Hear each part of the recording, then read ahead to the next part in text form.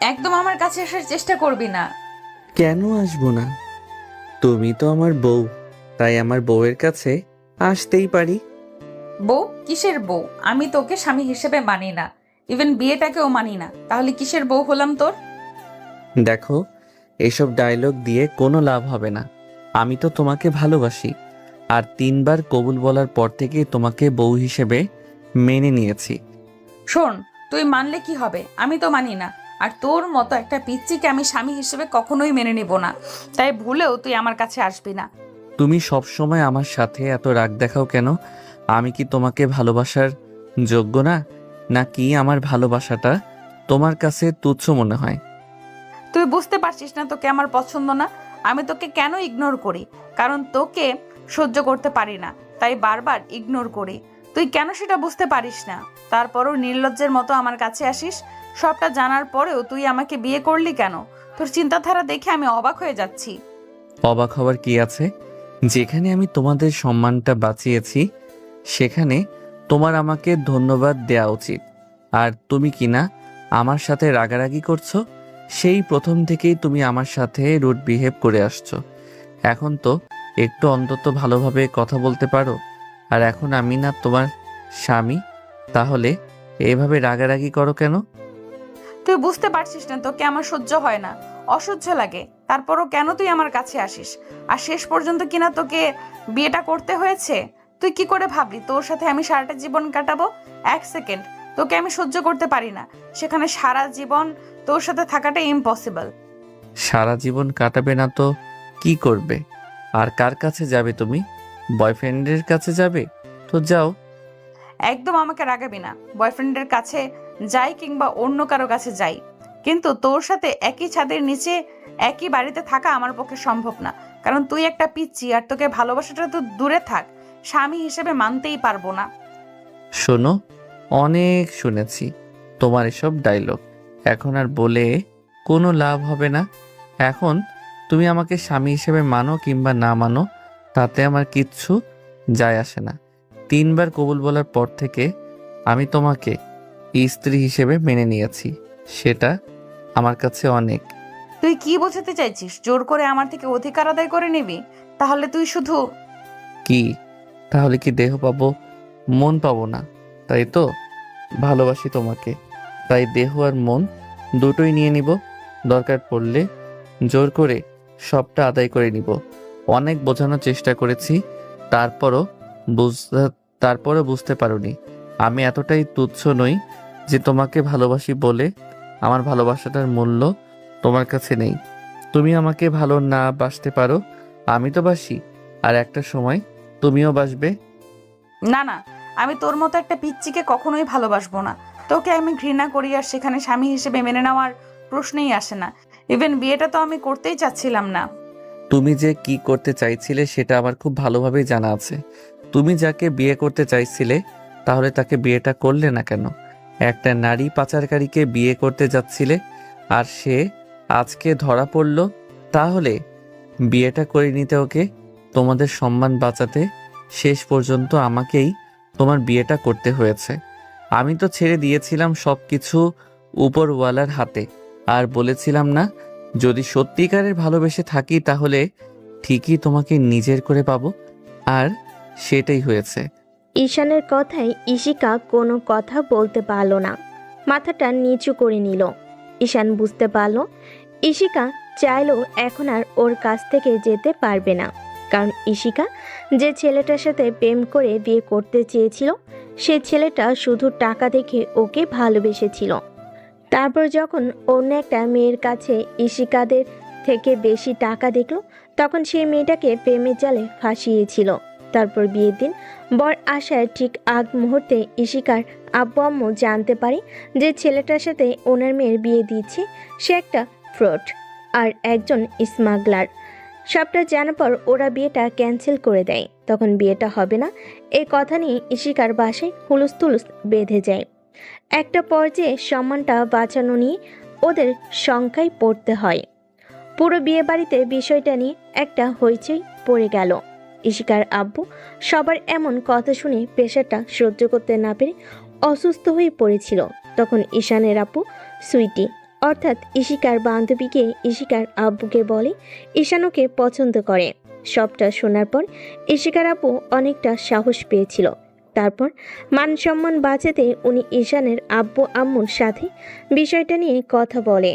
ঈশানের আব্বু আম্মু ইশিকার আব্বু আম্মুর আকুতি মিনতি দেখে ওনার সম্মান বাঁচাতে হাত বাড়িয়ে দেয়। আব্বু ঈশানকে বিয়েটা করতে বলেও ও ভেবেছিল বিয়েটা করবে কিনা, কারণ যেখানে ইশিকা ওকে ভালোবাসে না সেখানে বিয়ে করলে হয়তো ওকে স্বামী হিসেবে মানবে না। তারপর সুইটি আপু ঈশানকে অনেক বোঝালে ঈশান ভেবেচিন্তে ডিসিশন নিয়েছিল, যেহেতু ভালোবাসার মানুষটাকে পেয়ে গেছে তাহলে বিয়েটা করে নেওয়াই ভালো। হয়তো প্রথম কয়েকটা দিন ঈশানকে মেনে নিবে না, তারপর একটা সময় সবটা মেনে নেওয়ার চেষ্টা করবে আর ওকে ভালোবাসার চেষ্টা করবে। হয়তো কিছুদিন সময় লাগবে, তারপর একটা সময় মেনে নেবে। সবটা ভেবে ঈশান বিয়ে করে নিয়েছিল। তারপর রাতে বাসর ঘরে আসতেই ওদের মাঝে কি কথা হলো সেটা তো আপনারা জানতেই পারলেন। ইশিকা চুপ করে আছে। ঈশান ওর সামনে গিয়ে মুখের দুপাশে হাত দিয়ে ওর মুখটা তুলে ইশিকা অসহায় চোখে ঈশানের দিকে তাকালো, তখনও বলল, তোমাকে ভালোবাসি, অনেক বেশি ভালোবাসি। এটা তো আমার অন্যায় নয়, বলো তুমি কেন আমাকে সহ্য করতে পারো না? নাকি আমি এমন কোনো অন্যায় করেছি যার জন্য তুমি আমাকে ভালোবাসতে পারবে না? দেখো, ভালোবাসাটা আপনা আপনি হয়ে গেছে। আমি কি চেয়েছিলাম তোমাকে ভালোবাসতে? চাইনি তো। যখন জানতে পারলাম তুমি আপুর বান্ধবী আর তার উপর সিনিয়র, তখন তোমার থেকে দূরে সরে যেতে চাইছিলাম, কিন্তু আমার মনটা বেহায়া, তাই তোমার থেকে সরে যেতে গিয়ে আরো অনেক বেশি ভালোবেসে ফেলেছিলাম। তাই বারবার প্রকাশ করতাম। যখন তুমি আমাকে ইগনোর করে দূরে সরিয়ে দিয়েছিলে, অপমান করেছিলে, আমিও সবটা মেনে নিয়েছিলাম। যেদিন জানতে পারলাম তুমি অন্য কাউকে নিয়ে সুখে থাকতে চাও, তখন ভেবেছিলাম আমার ভালোবাসার মানুষটা সুখে থাকতে পারলেই আমার কাছে অনেক। কিন্তু তুমি তো জানতে না ছেলেটা ভালো নয়। তারপর শেষ পর্যায়ে যখন তোমাদের সম্মানটা নষ্ট হতে গিয়ে সেটা বাঁচানোর দায়ভার আমাদের হাতে পড়েছিল, তাই বিয়েটা করে নিয়েছিলাম। তোমাকে বলেছিলাম যদি সত্যিকারের ভালোবেসে থাকি তাহলে একদিন না একদিন নিজের করে পাবো, আর সেটাই হয়েছে। তাহলে আমাকে একটা সুযোগ দিতে পারছো না কেন তোমাকে ভালোবাসার? তাই না, বলো তাহলে কেন দিচ্ছ না? আমি কি এত বেশি অন্যায় করে ফেলেছি তোমাকে ভালোবেসে? একটাবার বিশ্বাস করে দেখো, কখনো তোমাকে কষ্ট পেতে দিব না। ইশিকা কোনো কথা বলছে না, তাই ঈশান হঠাৎ করে ওর কোমর জড়িয়ে ধরে নিজের অনেকটা কাছে নিয়ে এসে ওর মুখের একপাশে হাত রেখে ওর ঠোঁটের দিকে নিজের ঠোঁটগুলো এগুতে লাগলো। ইশিকা ঈশানকে কেন জানি আজকে চাইলেও আটকাতে পারলো না। ঈশান ওর ঠোঁট জোড়া নিজের দখলে করে নিল। ইশিকা সাথে সাথে চোখ বন্ধ করে নিয়ে দুহাতে ওর শাড়িটা খামচে ধরল। ঈশান পাগলের মতো ওর ঠোঁটে কিস করে যাচ্ছে। এ যেন কতদিনের ভালোবাসার বহিঃপ্রকাশ। ইশিকা রেসপন্স করছে না, তারপরও ঈশান নিজের মতো করে ওকে কিস করে চলেছে। ঈশান জানে ইশিকা এখনও রেগে আছে, আর এটাই স্বাভাবিক। যেখানে ওকে সহ্য করতে পারতো না সেখানে এত সহজে ওকে মেনে নিবে কি করে? ঈশান জানে না ইশিকা কেন ওকে সহ্য করতে পারে না। তো ইশিকা কোনো রেসপন্স করছিল না দেখে ঈশান ওকে ছেড়ে দেয়। তারপর ওর মুখের দিকে তাকালো। ইশিকা চোখ মুখ কুঁচকে রেখেছে। ঈশান এবার ওর ঘাড়ে আর গলে নাক ঘষতে শুরু করে। তাতে ইশিকা ঘন ঘন নিঃশ্বাস ফেলতে শুরু করে আর বেশ শিউরে উঠছিল। ঈশান ওর বুকের উপর থেকে শাড়ির আঁচলটা ফেলে দেয়। ইশিকা ঈশানের স্পর্শে এক প্রকার মাতাল হয়ে গেছে, তাই থাকতে না পেরে ওকে বুকের সাথে শক্ত করে জড়িয়ে ধরে। ঈশান বুঝতে পারল ইশিকা ওর স্পর্শে পেয়ে অনেকটাই উত্তেজিত হয়ে গেছে, তাই চাইলেও ঈশানকে আটকাতে পারছে না। ঈশান আর দেরি না করে ইশিকাকে কোলে উঠিয়ে নেয়। তারপর ওকে বেডে নিয়ে শুয়ে দিয়ে ওর শরীর উপর নিজের ভরটা ছেড়ে দেয়। ঈশান খেয়াল করে ইশিকা কেমন শিউরে উঠছে। তখন ঈশান আবার ওকে আদর করতে শুরু করে। ইশিকা শারমকে কিস করতে লাগলো। ইশিকা বারবার ঈশানকে নিজের সাথে মিশিয়ে নেওয়ার চেষ্টা করছিল। ঈশান জানে এই ভালোবাসায় ইশিকার কোনো সম্মতি নেই। তারপর ঈশানের স্পর্শ ওকে পাগল করে তুলেছে, তাই ঈশানের ভালোবাসার কাছে নিজেকে আত্মসমর্পণ করে দিতে বাধ্য হয়েছে। একটা সময় ঈশান ওকে সম্পূর্ণ ভালোবাসায় আগলে নেয়।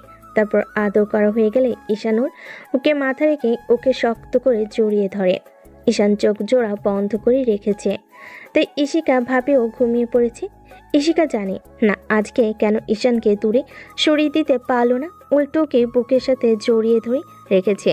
ইশিকা ভাবতে পারেনি ঈশান হঠাৎ করে এমনভাবে ভালোবাসবে। আবার ভাবতেও অবাক লাগছে যে ছেলেটাকে এত বেশি ঘৃণা করে, অসহ্য মনে করে, সেই ছেলেটাই ওকে এমনভাবে ভালোবাসলো। ঈশান যখন ওকে ভালোবাসার স্পর্শটা দিচ্ছিল তখন ইশিকার কাছে জীবনের সবচেয়ে সুখের মুহূর্ত বলে মনে হচ্ছিল। ইশিকা এখনো একটা ঘোরের মধ্যে আছে, তাই হয়তো ঈশানকে বুকের সাথে জড়িয়ে ধরে রেখেছে। ইশিকা বুঝতে পারছে না কেন ঈশানকে মেনে নিতে পারছে না, আর কেনই বা ওকে ভালোবাসতে পারে না, তাই নিজে নিজেই বলতে লাগলো, আমি কেন ওকে মেনে নিতে পারি না, কেন ওকে ভালোবাসতে পারি না? এখন তো আমার স্বামী, ওর অধিকার আছে সম্পূর্ণ আমাকে ভালোবেসে আগলে নেওয়ার, আর ও সেটাই করেছে। তাহলে আমি মন থেকে কেন সবটা মানতে পারি না? যে ছেলেটাকে বিয়ে করে নিতে চেয়েছিলাম সেই ছেলেটাকে তো একটা ফ্রুট বের হলো। ওকে ভালোবাসতাম কিনা জানি না, আর সেখানে ঈশান আমাদের সম্মানটা বাঁচালো, সেখানে আমি ওকে কেন মেনে নিতে পারি না? ইশিকা সারা রাত কথাগুলো ভেবে চলল, কিন্তু উত্তরও জানেনি। ভোর রাতে ইশিকাও ঘুমিয়ে পড়ে। পরের দিন সকালে ঈশানের ঘুম ভাঙলে ও খেয়াল করে ইশিকা ওকে জড়িয়ে ধরে রেখেছে। তারপর ঘড়ির দিকে তাকিয়ে দেখে 9টা বেজে গেছে, আর ওরা এখনো ঘুম থেকে ওঠেনি। তাই ঈশান ইশিকাকে ছাড়িয়ে নিতে গেলেও ঈশানকে আরো শক্ত করে জড়িয়ে ধরে। ঈশান বুঝতে পারে ইশিকা ঘুমের ঘরে হয়তো এমনটা করছে।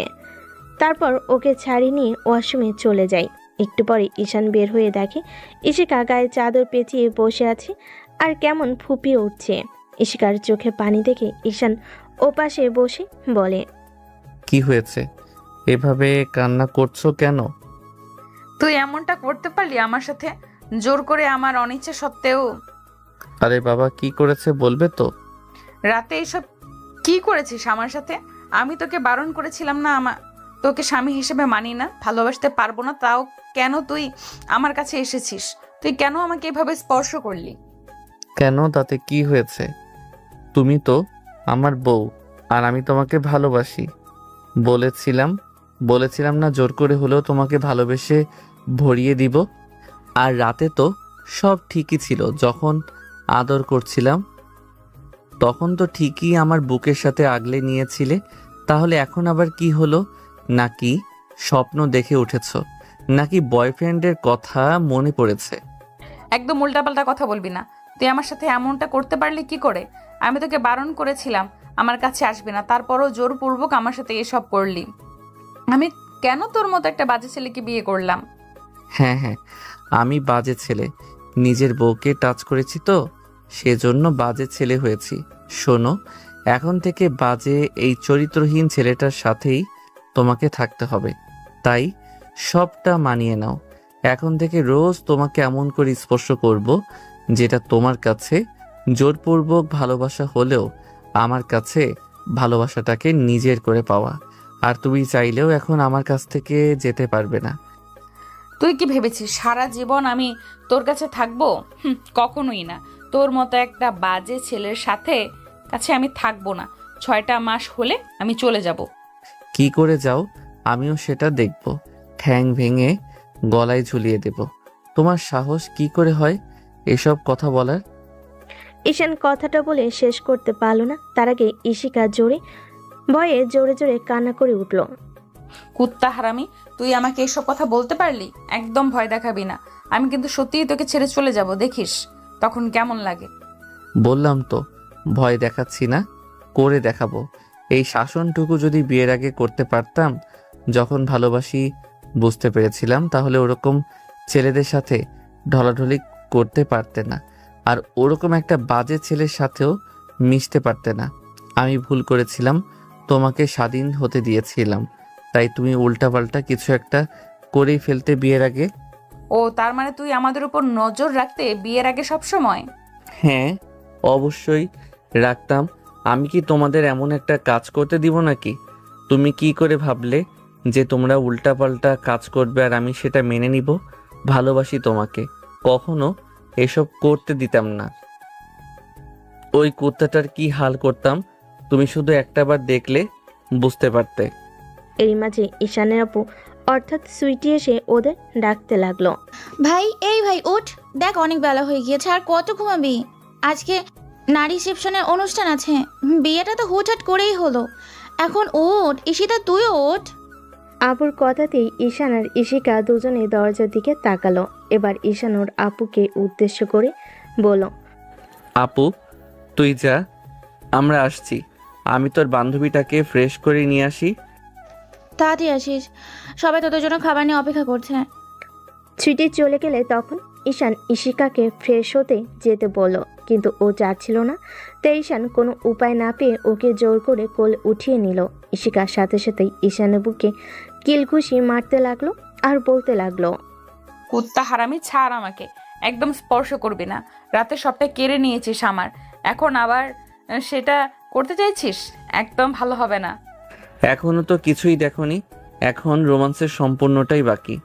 একবার মাত্র তোমাকে ভালোবেসে কাছে এসেছি, এখন থেকে রোজ এইভাবে ভালোবাসবো। তুই একটা বাজে ছেলে। একবার আজকে বাসায় যাই, দেখিস আমি আব্বু আম্মুকে সবটা বলে দিব।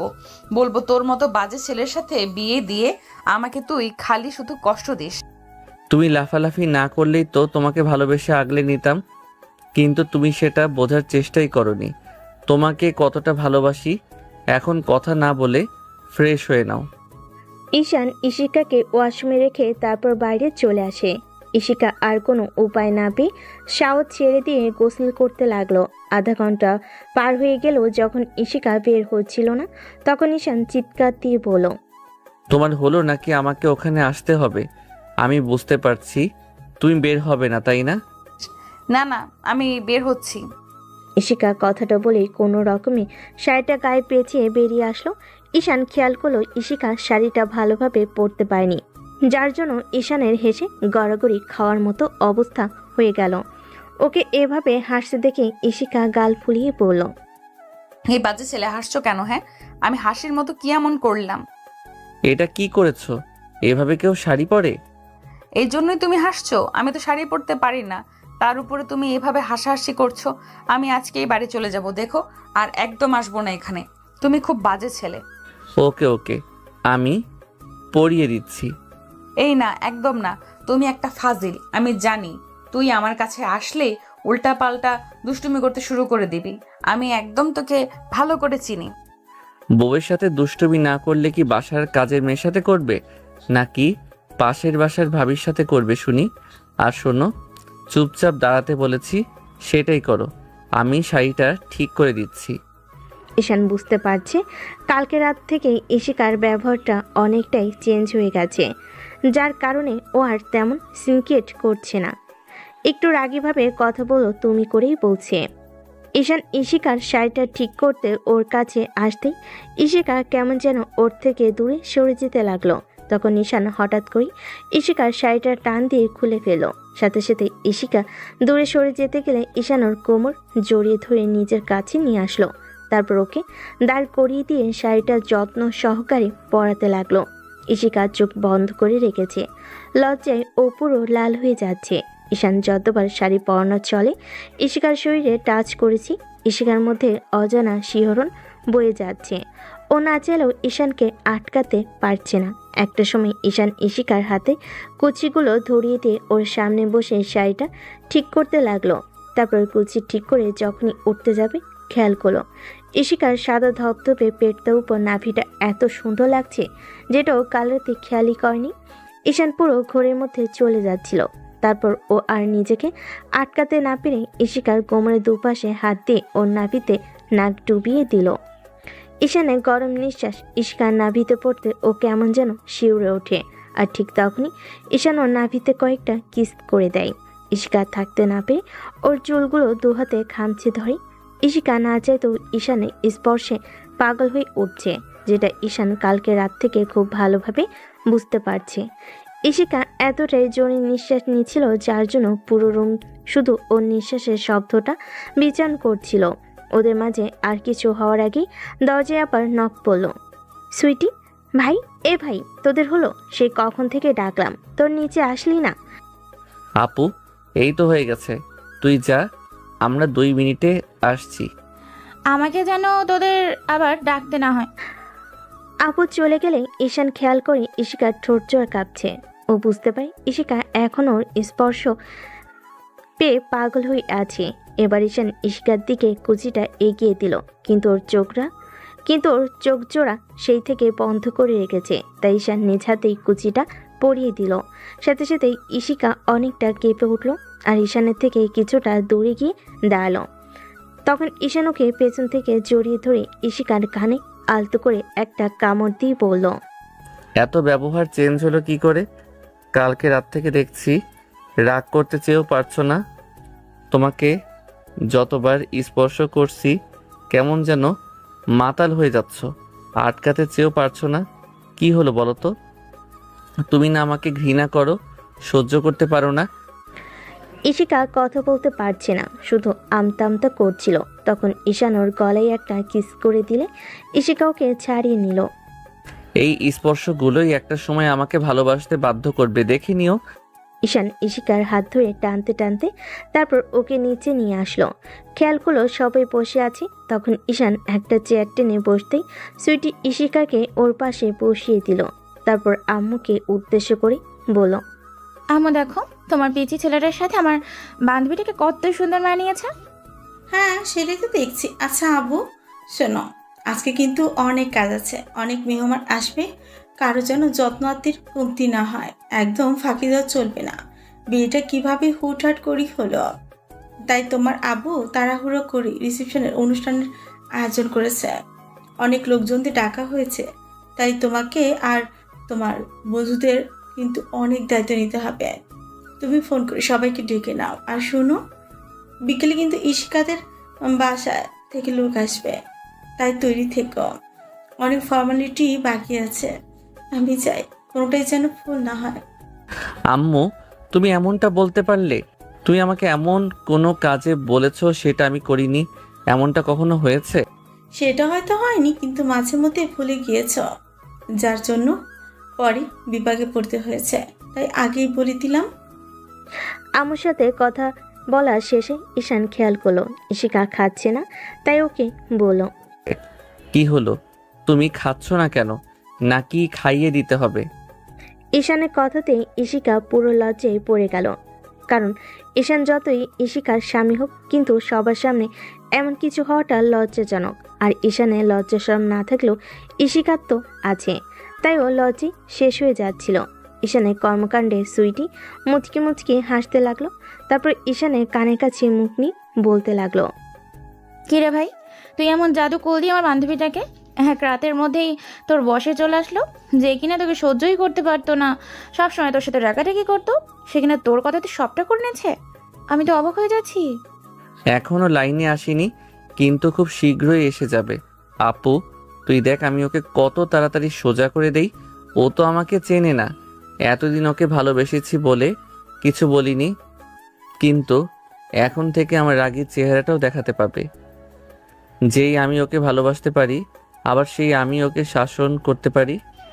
দেখ ভাই, যাই করিস বেশি বাড়াবাড়ি করিস না। ও কিন্তু অনেক ইমোশনাল, তারপর বেশি উল্টোপাল্টা কিছু একটা করে ফেলবে। আপু, তুই আমার উপর সবটা ছেড়ে দে, দেখিস আমি সবটা ম্যানেজ করে নিব। খাওয়া দাওয়া শেষ করে ঈশান আম্মুর কথা মতো ওর বন্ধুদের ডেকে নিল। সারাটা দিন ঈশান ব্যস্ততার কারণে ইশিকার সাথে একটু কথা বলতে পারল না। তারপর সন্ধ্যার দিকে রিসেপশনে অনুষ্ঠানটা শেষ হলে ওদের ইশিকাদের বাসায় নিয়ে যাওয়া হলো। ঈশান শ্বশুর শাশুড়ির সাথে কৌশল বিনিময় করে নিল, আর ইশিকা ওকে রেখেই একা একাই রুমের দিকে চলে গেল। তখন ইশিকার আম্মুকে উদ্দেশ্য করে বলল, মামনি, এটা কেমন বেয়াদবি? তুমি জামাইকে রেখে এভাবে একা চলে যাচ্ছ কেন? ইশিকা কোনো কথা না বলে চলে গেল।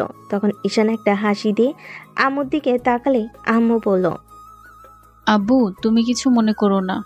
দেখো, বিয়েটা তো হুটহাট করেই হলো, তার উপর অন্য একটা ছেলের সাথে ইশিকার বিয়ে হবার কথা ছিল। ও মনে হয় তোমাকে মেনে নিতে পারেনি, তাই না? তুমি মন খারাপ করো না প্লিজ। মন খারাপ করিনি আম্মু। তোমার মেয়ে আমাকে কতদিন ইগনোর করে সেটাও দেখব। খুব শীঘ্রই আমার বসে চলে আসবে, দেখো। আমাকে ইগনোর করতে পারবে না। তোমরা টেনশন করো না, আমি ওকে ঠিক সোজা করে ফেলবো, দেখো। জানো তো আব্বু, মেয়েটা এতটা রাগী যেটা বলে বোঝাতে পারবো না। ও যখন যেটা চেয়েছে সেটাই দিতে হয়েছে। কালকে এরকম একটা ঘটনা ঘটলো যেখানে তুমি আমার মেয়েটাকে বিয়ে না করলে আমাদের সম্মানটাই ধুলোর সাথে মিশে যেত। সেখানে মেয়েটা তোমার সাথে এমন মিসবিহেভ করে, তোমাদের কাছে আমরা সারা জীবন কৃতজ্ঞ থাকবো। আম্মু, তুমি এসব কি বলছো? তোমার মেয়েকে আমি প্রচণ্ড পরিমাণে ভালোবাসি। এটা তো আমার কর্তব্য ছিল।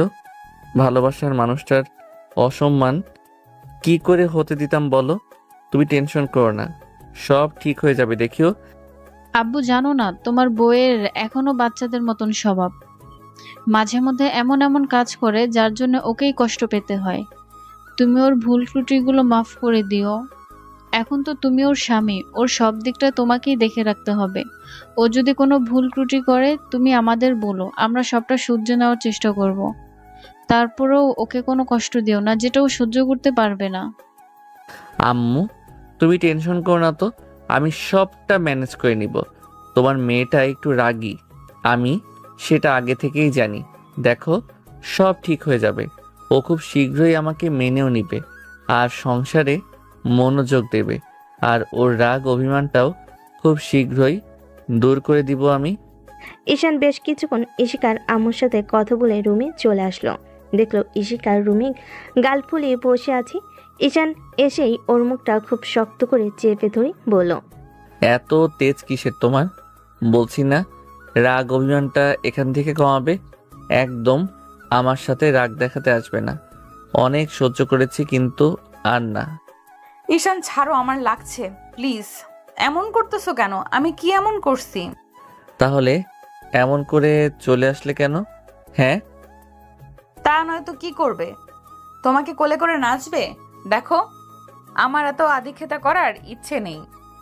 আমি তো তোমাকে বলেই দিয়েছি, আমি তোকে ভালোবাসি না, আমি বিয়েটাও মানি না, আর কখনো তোমাকে স্বামীর অধিকারটাও দিতে পারবো না। সেটা কি করে না দাও আমিও দেখে নিব।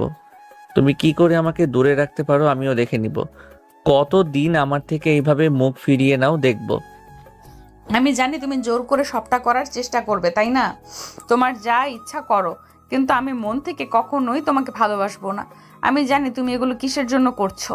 হয়তো আমাকে নিজের করে পাওয়ার জন্য করছো, কিন্তু আমি মন থেকে কখনো তোমার ভালোবাসাটা চাই না। এখন তোমার চাওয়া না চাওয়াতে কিছু আসে যায় না। আমি খুব শীঘ্রই তোমাকে বুঝিয়ে দেব তুমি এতদিন ভুল করেছো। আমাকে ভালো না বাসাটা তোমার জন্য ভুল ছিল। ইশিকাকে ছেড়ে দিয়ে ঈশান ওয়াশরুমে চলে গেল। বাইরে এসে দেখলো ইশিকা কার সাথে যেন কথা বলছে। ঈশান কোনো কথা না বলে বেলকনিতে গিয়ে দাঁড়ালো।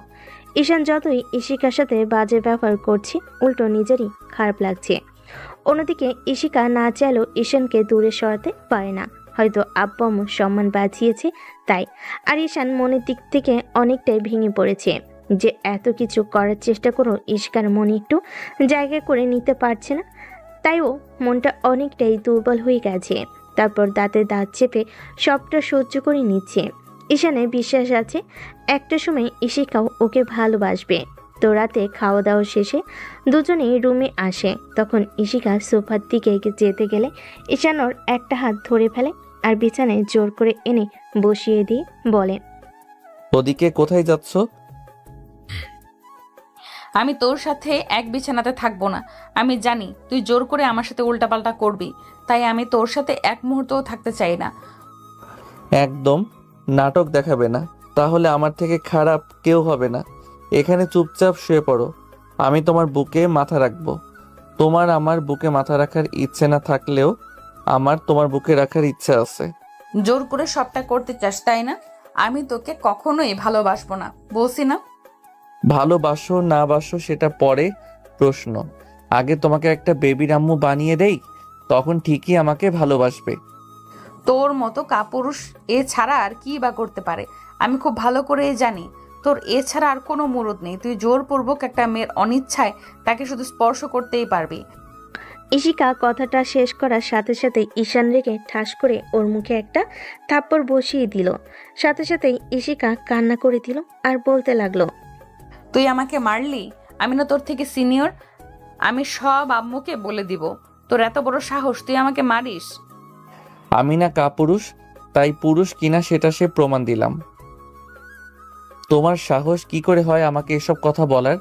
তুমি আমার সাথে থাকবে না মানে আম্মুকে বলবে তো? বলো, কি বলবে? তোমার গায়ে হাত তুলেছি, কি জন্য হাত তুলেছি সেটা বলবে না? এত ঢং দেখিও না। শোনো, মেয়ে হয়ে জন্মেছ, তাই স্বামীর পরিচয় তোমাকে এখন থেকে বাঁচতে হবে। ভুল করেও আমার থেকে দূরে যাওয়ার চেষ্টা করো না, তাহলে সেটা তোমার জন্য ভালো হবে না। এখন কথা না বলে চুপচাপ শুয়ে পড়ো। না, আমি তোর সাথে শুবো না। তুই আমাকে মারলি। কথা না শুনলে এখন আরেকটা দেবো, সেটা কি তোমার জন্য ভালো হবে? শুতে বলেছি না, শুয়ে পড়ো।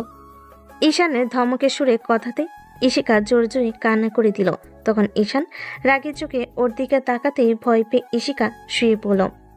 ইশিকা শুতেই ঈশান ওর পাশে শুয়ে পড়ে, তারপর ওকে জড়িয়ে ধরলো। তারপর ওর চোখের দিকে তাকিয়ে বলল, তুমি কান্না থামাবে নাকি আমাকে আরো কিছু করতে হবে? এই না না, আমি কান্না থামাচ্ছি। তুমি এত বকা দাও কেন আমাকে? বকা খাওয়ার মতো কাজ করো কেন? এখন নাক টানা বন্ধ করে আমাকে জড়িয়ে ধরো আর মাথায় হাত বুলিয়ে দাও। আমার ঘুম পাচ্ছে, জান। ইশিকা ঈশানের রাগী চেহারা দেখে ওর মাথায় হাত বুলাতে লাগলো। ও এখনো ফুপিয়ে ফুপিয়ে উঠছে। তখন ঈশান আবারও রাগী কণ্ঠে বলল, বউ, এবার কিন্তু বাড়াবাড়ি হয়ে যাচ্ছে। এমন না যে তোমার সাথে জোর করে কিছু করেছি, আজকে কিছুই করিনি, শুধু তোমার বুকে মাথা রেখেছি। নাকি এটাও তোমার সহ্য হচ্ছে না? বলো। তুমি রাখবে কেন? আমি বলেছি না আমি তোমাকে ভালোবাসি না? তুমি জোর করে আমার সাথে সবটা করেছো। আমার তোমাকে সহ্য হয় না, পছন্দ করি না তোমাকে। তারপরও কেন এমন করো সব সময়? ইশিকা এরকম কথাতে ঈশানে খুব খারাপ লাগলো। তারপর ওকে জড়িয়ে ধরে রাখলো আর বলতে লাগলো, কি করব বলো? ওই যে বারবার বলতে না, নির্লজ্জ বেহায়া, অনেক বেশি ভালোবাসি, তাই সেটা বোঝাতে পারিনি। তারপরও জোরপূর্বক সবটা করার চেষ্টা করি, আমার বলে অধিকার খাটানোর চেষ্টা করি, কিন্তু আমি জানি সেটা আমার নয়। যতদিন আমার ভেতরে ইচ্ছা শক্তিটা আছে না, আমি তোমাকে বোঝানোর চেষ্টা করে যাব। জোর করে হলেও নিজের ভালোবাসায় তোমাকে ভরিয়ে দেওয়ার চেষ্টা করব। তুমি আমার উপর রাগ অভিমান যা করো করতে পারো, সমস্যা নেই। বিয়ের আগেও যেমনটা করেছো, এখনো তেমনটাই করছো। আমি বুঝতে পারছি তুমি মন থেকে কিছুই চাও না। যখন বুঝতে পারছিস তাহলে আমার সাথে জোর করে এসব করিস কেন? তুই বুঝিস না আমার কতটা খারাপ লাগে? আমি তোমার থেকে দূরে সরে গেলে অনেক বেশি খুশি হবে, অনেক হ্যাপি থাকতে পারবে তুমি। ঈশান কথাটা বলেই ইশিকাকে ছেড়ে দিয়ে ওর মুখের দিকে তাকালো। কিন্তু কেন জানি ইশিকার কোনো কথা বলতে পারল না। ও এখনো বারবার ফুপিয়ে উঠছে। 2-3 মিনিট যাবৎ ঈশান ইশিকার মুখের দিকে তাকিয়ে রইল আর বারবার জিজ্ঞেস করলো কথাটা। তারপর ইশিকা কোনো কথা বলল না। ঈশান আবারও ওকে জড়িয়ে ধরল। ইশিকার অনিচ্ছা সত্ত্বেও ওর মাথায় হাত বুলিয়ে দিতে লাগলো। এভাবেই 2 দিন ঈশান ইশিকার বাসায় থেকে তারপর বাসায় চলে আসলো। এদিকে ইশিকার ব্যবহারটা চেঞ্জ হচ্ছে না। বাসায় আসতেই যেন ও আবার সেই আগের গুন্ডি চেহারা ধারণ করলো। ঈশানকে উঠতে বসতে ইশিকা রাগ দেখায়, ওর গায়ে পর্যন্ত হাত তোলে। তাদের ঈশানের কোনো আফসোস নেই। ঈশান জানে যখন ইশিকা ওকে ভালোবাসবে তখন আর এই কষ্টটা থাকবে না। ভালোবাসার মানুষের দেওয়া কষ্টটা না হয় একটু সহ্য করে নিবে। ইশিকার লেখাপড়াটা শেষ হয়নি, তাই আব্বুকে বলে উনি ইশিকাকে কলেজে যেতে বলে। আর ঈশান জানে ইশিকার কাজ হচ্ছে কলেজে গিয়ে ফ্রেন্ডদের সাথে ফালতু আড্ডা দিয়ে সময় নষ্ট করা। আর ইশিকা দেখতে মারাত্মক সুন্দরী, তাই ছেলেরাও কথা বলার চলে ওর গায়ের উপর ঢলে পড়ে। তাতে ইশিকার কোনো ভ্রুক্ষেপ নেই। বিয়ের পর থেকে আব্বু ঈশানকে অফিসে বসতে বলেছে, তাই ও মাঝে মধ্যে কলেজে আসে। অফিসে কাজ করতে গিয়ে কলেজের দিকটায় তেমন সময় দেওয়া হয় না। আজকে কাজ কম থাকায় ঈশান ভাবে একটু কলেজের দিকে যাবে। তারপর ক্যাম্পাসে আসতেই খেয়াল করে ইশিকা ওদের আড্ডার জায়গায় বসে একটা ছেলের সাথে বেশ হাসাহাসি করে কথা বলছে। এমন কিছু দেখেই ঈশানের বেশ খারাপ লাগে, কারণ ও যতবার ইশিকাকে বারণ করেছে ছেলেদের সাথে মিশতে, ইশিকা তত বেশি কাজটা করে। ঈশানকে ইশিকার সামনে এসে দাঁড়ালো। ও একবার ঈশানের দিকে তাকিয়ে চোখ ফিরিয়ে নিল, আর ঈশান রাগী কণ্ঠে বলল, বেশিবার বেড়ে গেছো তাই না? বারবার বারণ করার পরও অন্য ছেলেগুলোর সাথে হাসাহাসি করে কথা বলছো। শোন, আমি কি করব না করব সেটা তোকে বলে দিতে হবে না। তুই কে রে আমাকে এসব কথা বলার? হ্যাঁ, আমি কে সেটা ভুলে গেছো নাকি? কাগজপত্রগুলো বের করে দেখাবো? শোনো, আমি রেগে যাই, তার আগে এখান থেকে ওঠো আর বাসায় চলো। আজকে তোমার কি হাল করি তুমি শুধু একটাবার বাসায় চলো, দেখতে পাবে। তুই আমার কি করবি রে? কিছুই করতে পারবি না। আমি বুঝতে পেরেছি তোর সাথে নরমভাবে কথা বলে কোনো লাভ হবে না। এখন থেকে তুই শুধু আমার রাগের চেহারাটাই দেখবি। আমি তোকে কি করে ইগনোর করতে পারি তুইও সেটা দেখবি। খুব তেজ বেড়ে গেছে তোমার না? দাঁড়াও, আজকে বাসায় যাই, তারপর দেখাবো মজা। ঈশান কথাটা বলেই ইশিকাকে হাত ধরে টেনে ওঠালো। সবাই কেমন যেন ওদের দিকে তাকিয়ে রইল। সাথে সাথেই ইশিকা এক ঝটকায় ঈশানের হাতটা ছাড় নিয়ে ঠাস করে ওর গালে একটা থাপ্পড় মেরে দিল। ইশিকার এরকম কর্মকাণ্ডে ঈশান হতবাক হয়ে ওর দিকে তাকিয়ে রইল। ইশিকা রাগী কণ্ঠে বলতে লাগলো, জীবনের সবচেয়ে বড় ভুল করেছি কি জানিস তো? তোর মতো একটা বাজে ছেলেকে বিয়ে করে। না হলে আমাকে এত টর্চার সহ্য করতে হতো না। তুই বুঝিস না আমার তোকে অসহ্য লাগে, তারপরও আমার গায়ে হাত দিস। সেদিন যদি তোকে বিয়েটা না করে সুইসাইড করে মরে যেতাম না, তারপরও এরকম টর্চার আমাকে সহ্য করতে হতো না। খুব বেশি ভালোবাসি তো তাই এরকম অবহেলা করছো, তাই না? একটা সময় আসবে যখন তুমিও চাইবে আমি তোমাকে ভালোবাসি আর তোমার থেকে যেন দূরে সরে না যাই, কিন্তু সেই সময়টা না আর শত কান্না করলেও আমাকে পাবে না। তাকে বলছি না তোর মতো একটা বাজে ছেলেকে আমি কখনোই ভালোবাসবো না? তুই বুঝিস না তোকে আমার অসহ্য লাগে, তারপরও কেন বারবার আমাকে স্পর্শ করিস? আজকে একবার বাসায় যাই, তুই আমার কি করবি দেখ। আব্বু আম্মুকে আমি কি বলি? আজকে এমন কিছু করব যেটা তুই কল্পনাও করতে পারছিস না। অনেক বেশি ভালোবাসি তো তাই তোমার কাছে এখন অসহ্যকর হয়ে গেছি। কিন্তু জানো তো, এই অবহেলাটা না এত বেশি করে ফেলেছো যে এখনো সেটা সহ্য হচ্ছে না। খুব শীঘ্রই এই মানুষটা খুব বেশি পাল্টে যাবে, যেটা তুমি আর নিতে পারবে না। ঈশানের কথায় ইশিকা হেসে উড়িয়ে দিল, তাই সবার সামনে হাসতে লাগলো। তারপর ঈশান ওর মুখের দিকে তাকিয়ে রইল। ইশিকা অনেকক্ষণ ওকে কথা শুনিয়ে তারপর সেখান থেকে চলে গেল। ঈশান বেশ কিছুক্ষণ বাইরে ঘোরাঘুরি করে বাসে চলে আসলো। মনটা ভালো নেই।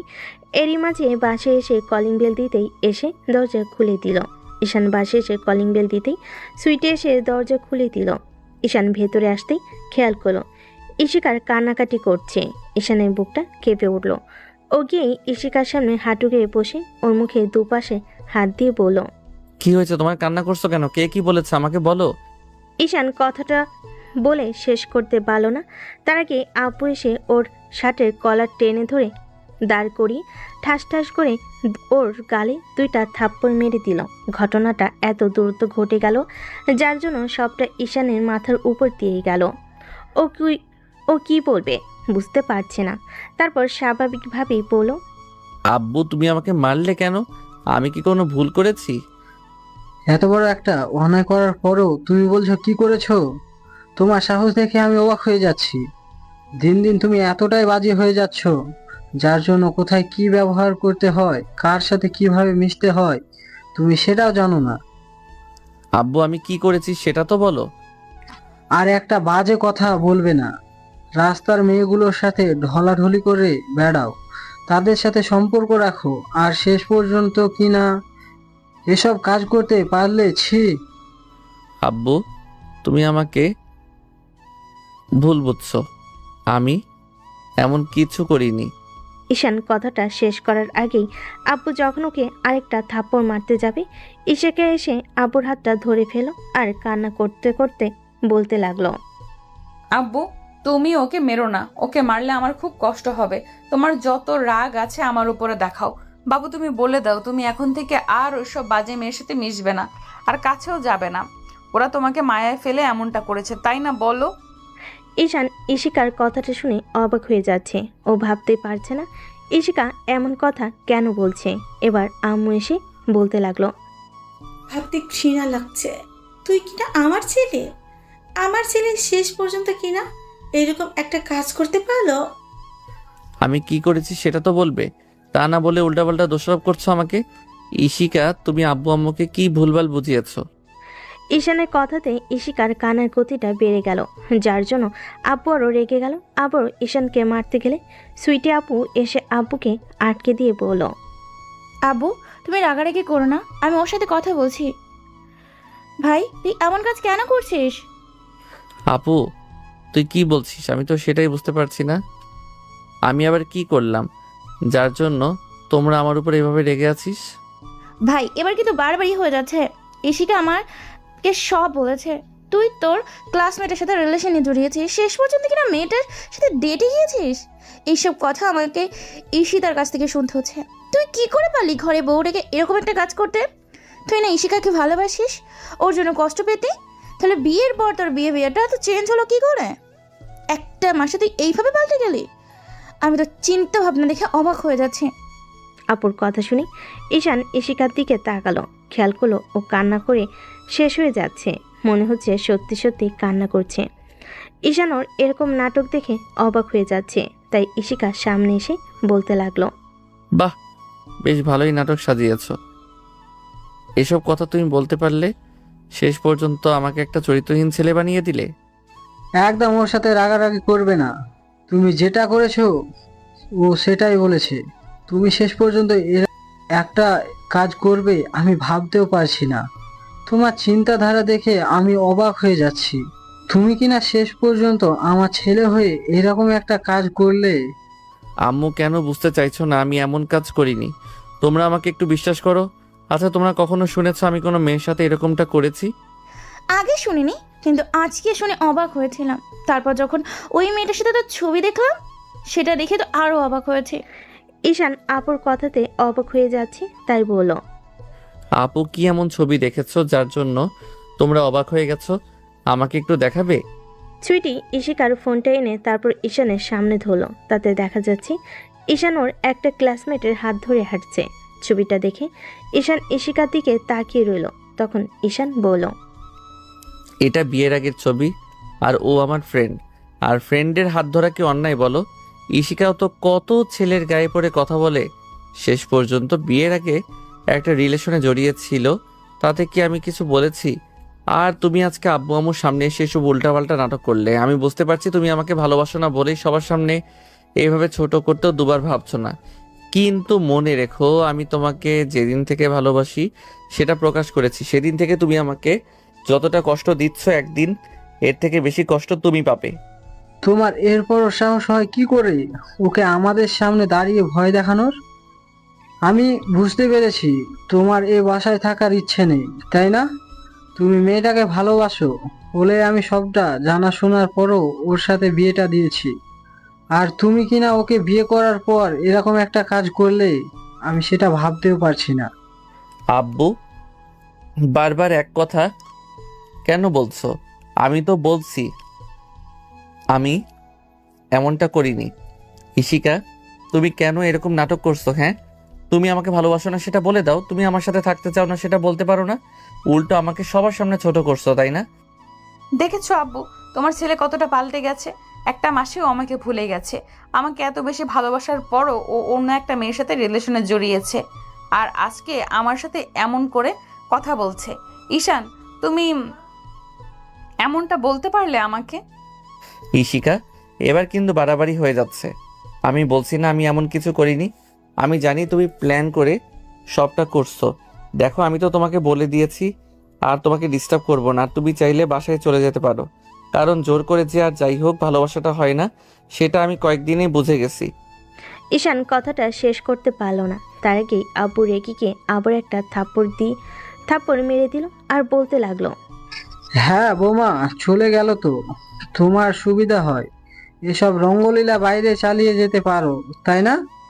তোমার সাহস কি করে হয় ওকে বাসায় চলে যাওয়ার কথা বলা? ওকে বাসায় চলে যাওয়ার কথা বলো। আজকে তুমি বাসা থেকে বেরিয়ে যাবে। এমন একটা কাজ করছো, তার উপর ইশিকার সাথে সাউট করে কথা বলছো। আব্বু, আমি বারবার বলছি এমনটা করিনি। তারপরও তোমরা বিশ্বাস করতে পারছো না? তোমাদের ছেলের উপর তোমাদের এইটুকু বিশ্বাস নেই? বাইরে একটা মেয়ে বলছে আর তোমরা তাতে বিশ্বাস করে নিয়েছো। একদিন তোমরা ঠিকই জানতে পারবে আমি এই কাজটা করিনি, আর সেদিন তোমরা অনেক আফসোস করবে। দেখো, তোমার মতো কুলাঙ্গারের ছেলের জন্য আমার কখনো আফসোস হবে না, যে কিনা ঘরে বউ রেখে এরকম একটা কাজ করতে পারে। আমি বলছি আমি এমন কাজ করিনি, আর যদি করেও থাকি তাহলে বেশ করেছি। ঈশান রাগ করে কথাটা বলে দিল, যার জন্য আব্বু প্রচণ্ড পরিমাণে রেগে গেল। ওর গায়ে হাত তুলতে গেলে এবার আব্বু এসে আটকে দিল।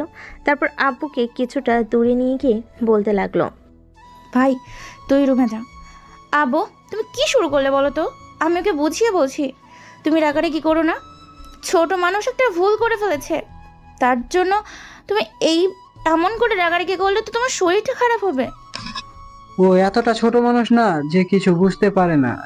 বিয়েটা করেছে দুদিন পরে, বাচ্চার বাবা হবে, আর এখন এমন উল্টাপাল্টা কাজ করে বেড়াচ্ছে। আমরাও এমন বয়স পার করে এসেছি, কিন্তু এরকম রং চলাফেরা করিনি।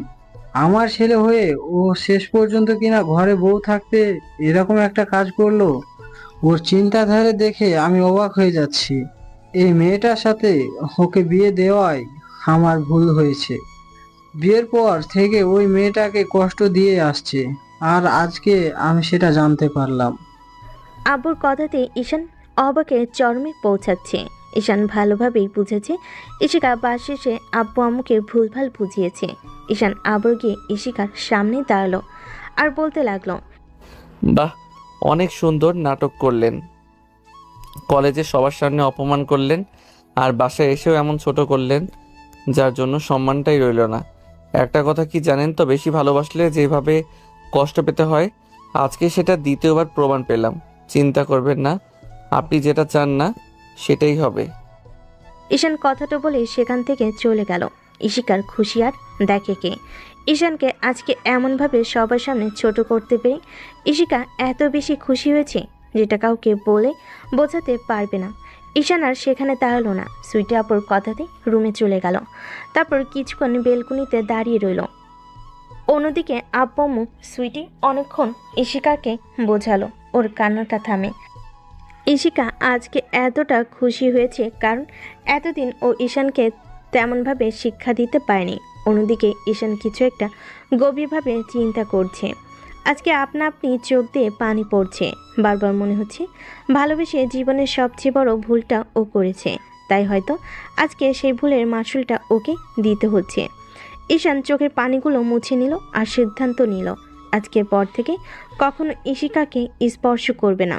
তো ঈশানের কর্মকাণ্ডে বাসা কারোর মনটা ভালো না, কিন্তু ও বোঝাতেই পারলো না কাজটা করেনি। স্বাধীন কেউ ঈশানের খোঁজ খবর নেও তো দূরে থাক, কেউ ওর সাথে কথাও বলো না। এমনকি সুইটি আপু ওর উপর রাগ করে আছে। ঈশান ভেবেছিল সুইটি আপুকে বলে হয়তো সবটা বিশ্বাস করবে, কিন্তু ওর ইচ্ছে নেই কাউকে বোঝানোর। রাতে সবে খাবার খেতে বসলে তখন সুইটি ঈশানকে খাবারের জন্য ডেকে গেল। ঈশান কোনো রেসপন্স করলো না, তাই আর কেউ বেশিক্ষণ ডাকাডাকি করলো না। একটু পর ইশিকা রুমে এসে বেলকনিতে গিয়ে ঈশানের পাশে দাঁড়িয়ে হাসতে লাগলো। ঈশান একবার অসহায় দৃষ্টিতে ওর দিকে তাকিয়ে একটু মুচকি হাসার চেষ্টা করলো। তখন ইশিকা বলতে লাগলো, আমার সাথে লাগতে এসেছিস তাই না? আমার গায়ে করা প্রত্যেকটা স্পর্শের আঘাত এখন থেকে তুই পাবি। তুই আমাকে কি ভেবেছিলি? আমি চুপ করেছিলাম বলে তোর কথাতে সবটা মেনে নিয়েছিলাম? কখনো না। আমি তোকে কখনোই ভালোবাসবো না, আর সেখানে স্বামী হিসেবে মানা তো দূরে থাক। তুই আজকে থেকে শুধু আমার রাগী চেহারাটাই দেখতে পাবি। ইশিকা ঈশানকে রাগানোর জন্য ওকে বেশ ছোট করে কথা বলছিল। তারপর ঈশান কোনো জবাব দিল না। বেলকনি থেকে রুমে এসে একটা চাদর আর বালিশ নিয়ে সোফায় গিয়ে শুয়ে পড়ল। ইশিকাও এসে বিছানায় শুয়ে পড়ল। ঈশানের চুপ করে থাকাতে ইশিকা মনে করলো ঈশান হয়তো আর কিছু বলবে না। আজকে ও উচিত শিক্ষা পেয়েছে। ও আরও ভাবলো আজকের পর থেকে ঈশানকে আরও অপমান আর অবহেলা করবে, যার জন্য আব্বু আম্মু ওকে সারা জীবন ভুল বুঝে যাবে। অন্যদিকে ঈশানের ঘুম আসছিল না। বারবার মনে হচ্ছিল এরকম কাউকে ভালোবাসার আগে ওর মৃত্যু হয়ে গেলে ভালো হতো। তাহলে অন্তত এই কষ্টটাকে ভোগ করতে হতো না। সারাটা রাত ঘুম হলো না, তাই আর চেষ্টা হলো না। পরদিন সকালে ইশিকার ঘুম ভাঙে 10টার দিকে, উঠে বসে আর খেয়াল করে 10টা বাজে। কিন্তু আশ্চর্যের বিষয়, আজকে কেউ ওকে ডাকেনি, এমনকি একটাবার ঈশান ওকে ডেকে ওঠায়নি। তখন ইশিকা এদিক ওদিক তাকাতে লাগলো, তখনও নিজে নিজেই বলতে লাগলো, কি হলো, এই কুত্তাটা কোথায় গেল? আমার উপর রাগ দেখানো? তুই আমাকে ডেকে তুলছিস না? তুই আমাকে ডেকে তুলিসনি, তাই না? দাঁড়া, এখন আবার নতুন নাটক করব। ইশিকা কথাটা বলেই কান্নাকাটি জোরে দিল। কিন্তু আশ্চর্যের বিষয়, ও এত জোরে জোরে কান্না করছে, তারপরও কেউ রুমে আসছে না। তাই ইশিকা নিজে নিজে বলতে লাগলো, বিষয়টা কি হলো? এমনিতে একটা ডাক দিলেই তো সুইটি চলে আসতো আর সবাই এসে আমাকে জিজ্ঞেস করতো, কিন্তু আজকে এত কান্নাকাটির অভিনয় করছি, কেউ আসছে না কেন? বুঝেছি, নাটকটা নিচে গিয়েই করতে হবে। যেই ভাবা সেই কাজ। নিচিকে আবারও কান্নাকাটি জুড়ে দিল আর বলতে লাগলো, আব্বু, আম্মু, সুইটি কোথায়? তোমরা দেখো, তোমার ছেলে আমার উপর রাগারাগি করে অন্য একটা মেয়ের সাথে কোথায় যেন গিয়েছে। আমাকে একটুও ভালোবাসে না ও। সারা রাত আমার সাথে রাগারাগি করেছে, আমাকে একটু নিজের কাছে টেনে নেয়নি। ওকে একটু বলো না আমার সাথে কথা বলতে। আমি কি ওকে ভালোবেসে খুব বেশি অন্যায় করে ফেলেছি বলো? ইশিকা কান্না করার অভিনয় করতেছে, তাতে মনে হচ্ছে ও সত্যি কান্না করছে। আম্মু আর সুইটি ওর থেকে কিছুটা দূরে দাঁড়িয়ে আছে, কিন্তু ওদের মাঝে কোনো রিয়াকশন নেই। ওরা কেমন অদ্ভুতভাবে ইশিকার দিকে তাকিয়ে আছে। ওদের কোনো রিয়াকশন না পেয়ে এবার ইশিকা সুইটির দিকে এগিয়ে এসে তারপর কান্না করে দিয়ে বলতে লাগলো, দেখেছিস, তোর ভাইয়ের এত কিছুর পরেও আমাকে একটুও ভালোবাসবে না, আমার উপর রাগ করে আছে, যার জন্য আমাকে কালকে রাত্রে একবার বুকে নিয়ে ঘুমায়নি। তুই ওকে একটু বল না আমার সাথে এরকম মিসবিহেভ না করতে। তুই তো জানিস আমি কষ্টটা বেশি সহ্য করতে পারি না। ইশিকা কান্না করে যাচ্ছে। এবার সুইটি একটা কাগজ ইশিকার দিকে এগিয়ে দিল। ইশিকা অবাক হয়ে কাগজটার দিকে তাকিয়ে রইল। তারপর কাগজটা কি সেটা দেখতে হাতে নিল আর বলতে লাগলো, এটি কি তুই আমাকে দিচ্ছিস সেগুলো? সুইটি কোনো কথা বলল না, শুধু ইশিকার দিকে ফ্যাল করে তাকিয়ে রইল। তখন ইশিকা কাগজটা পড়তে শুরু করলো।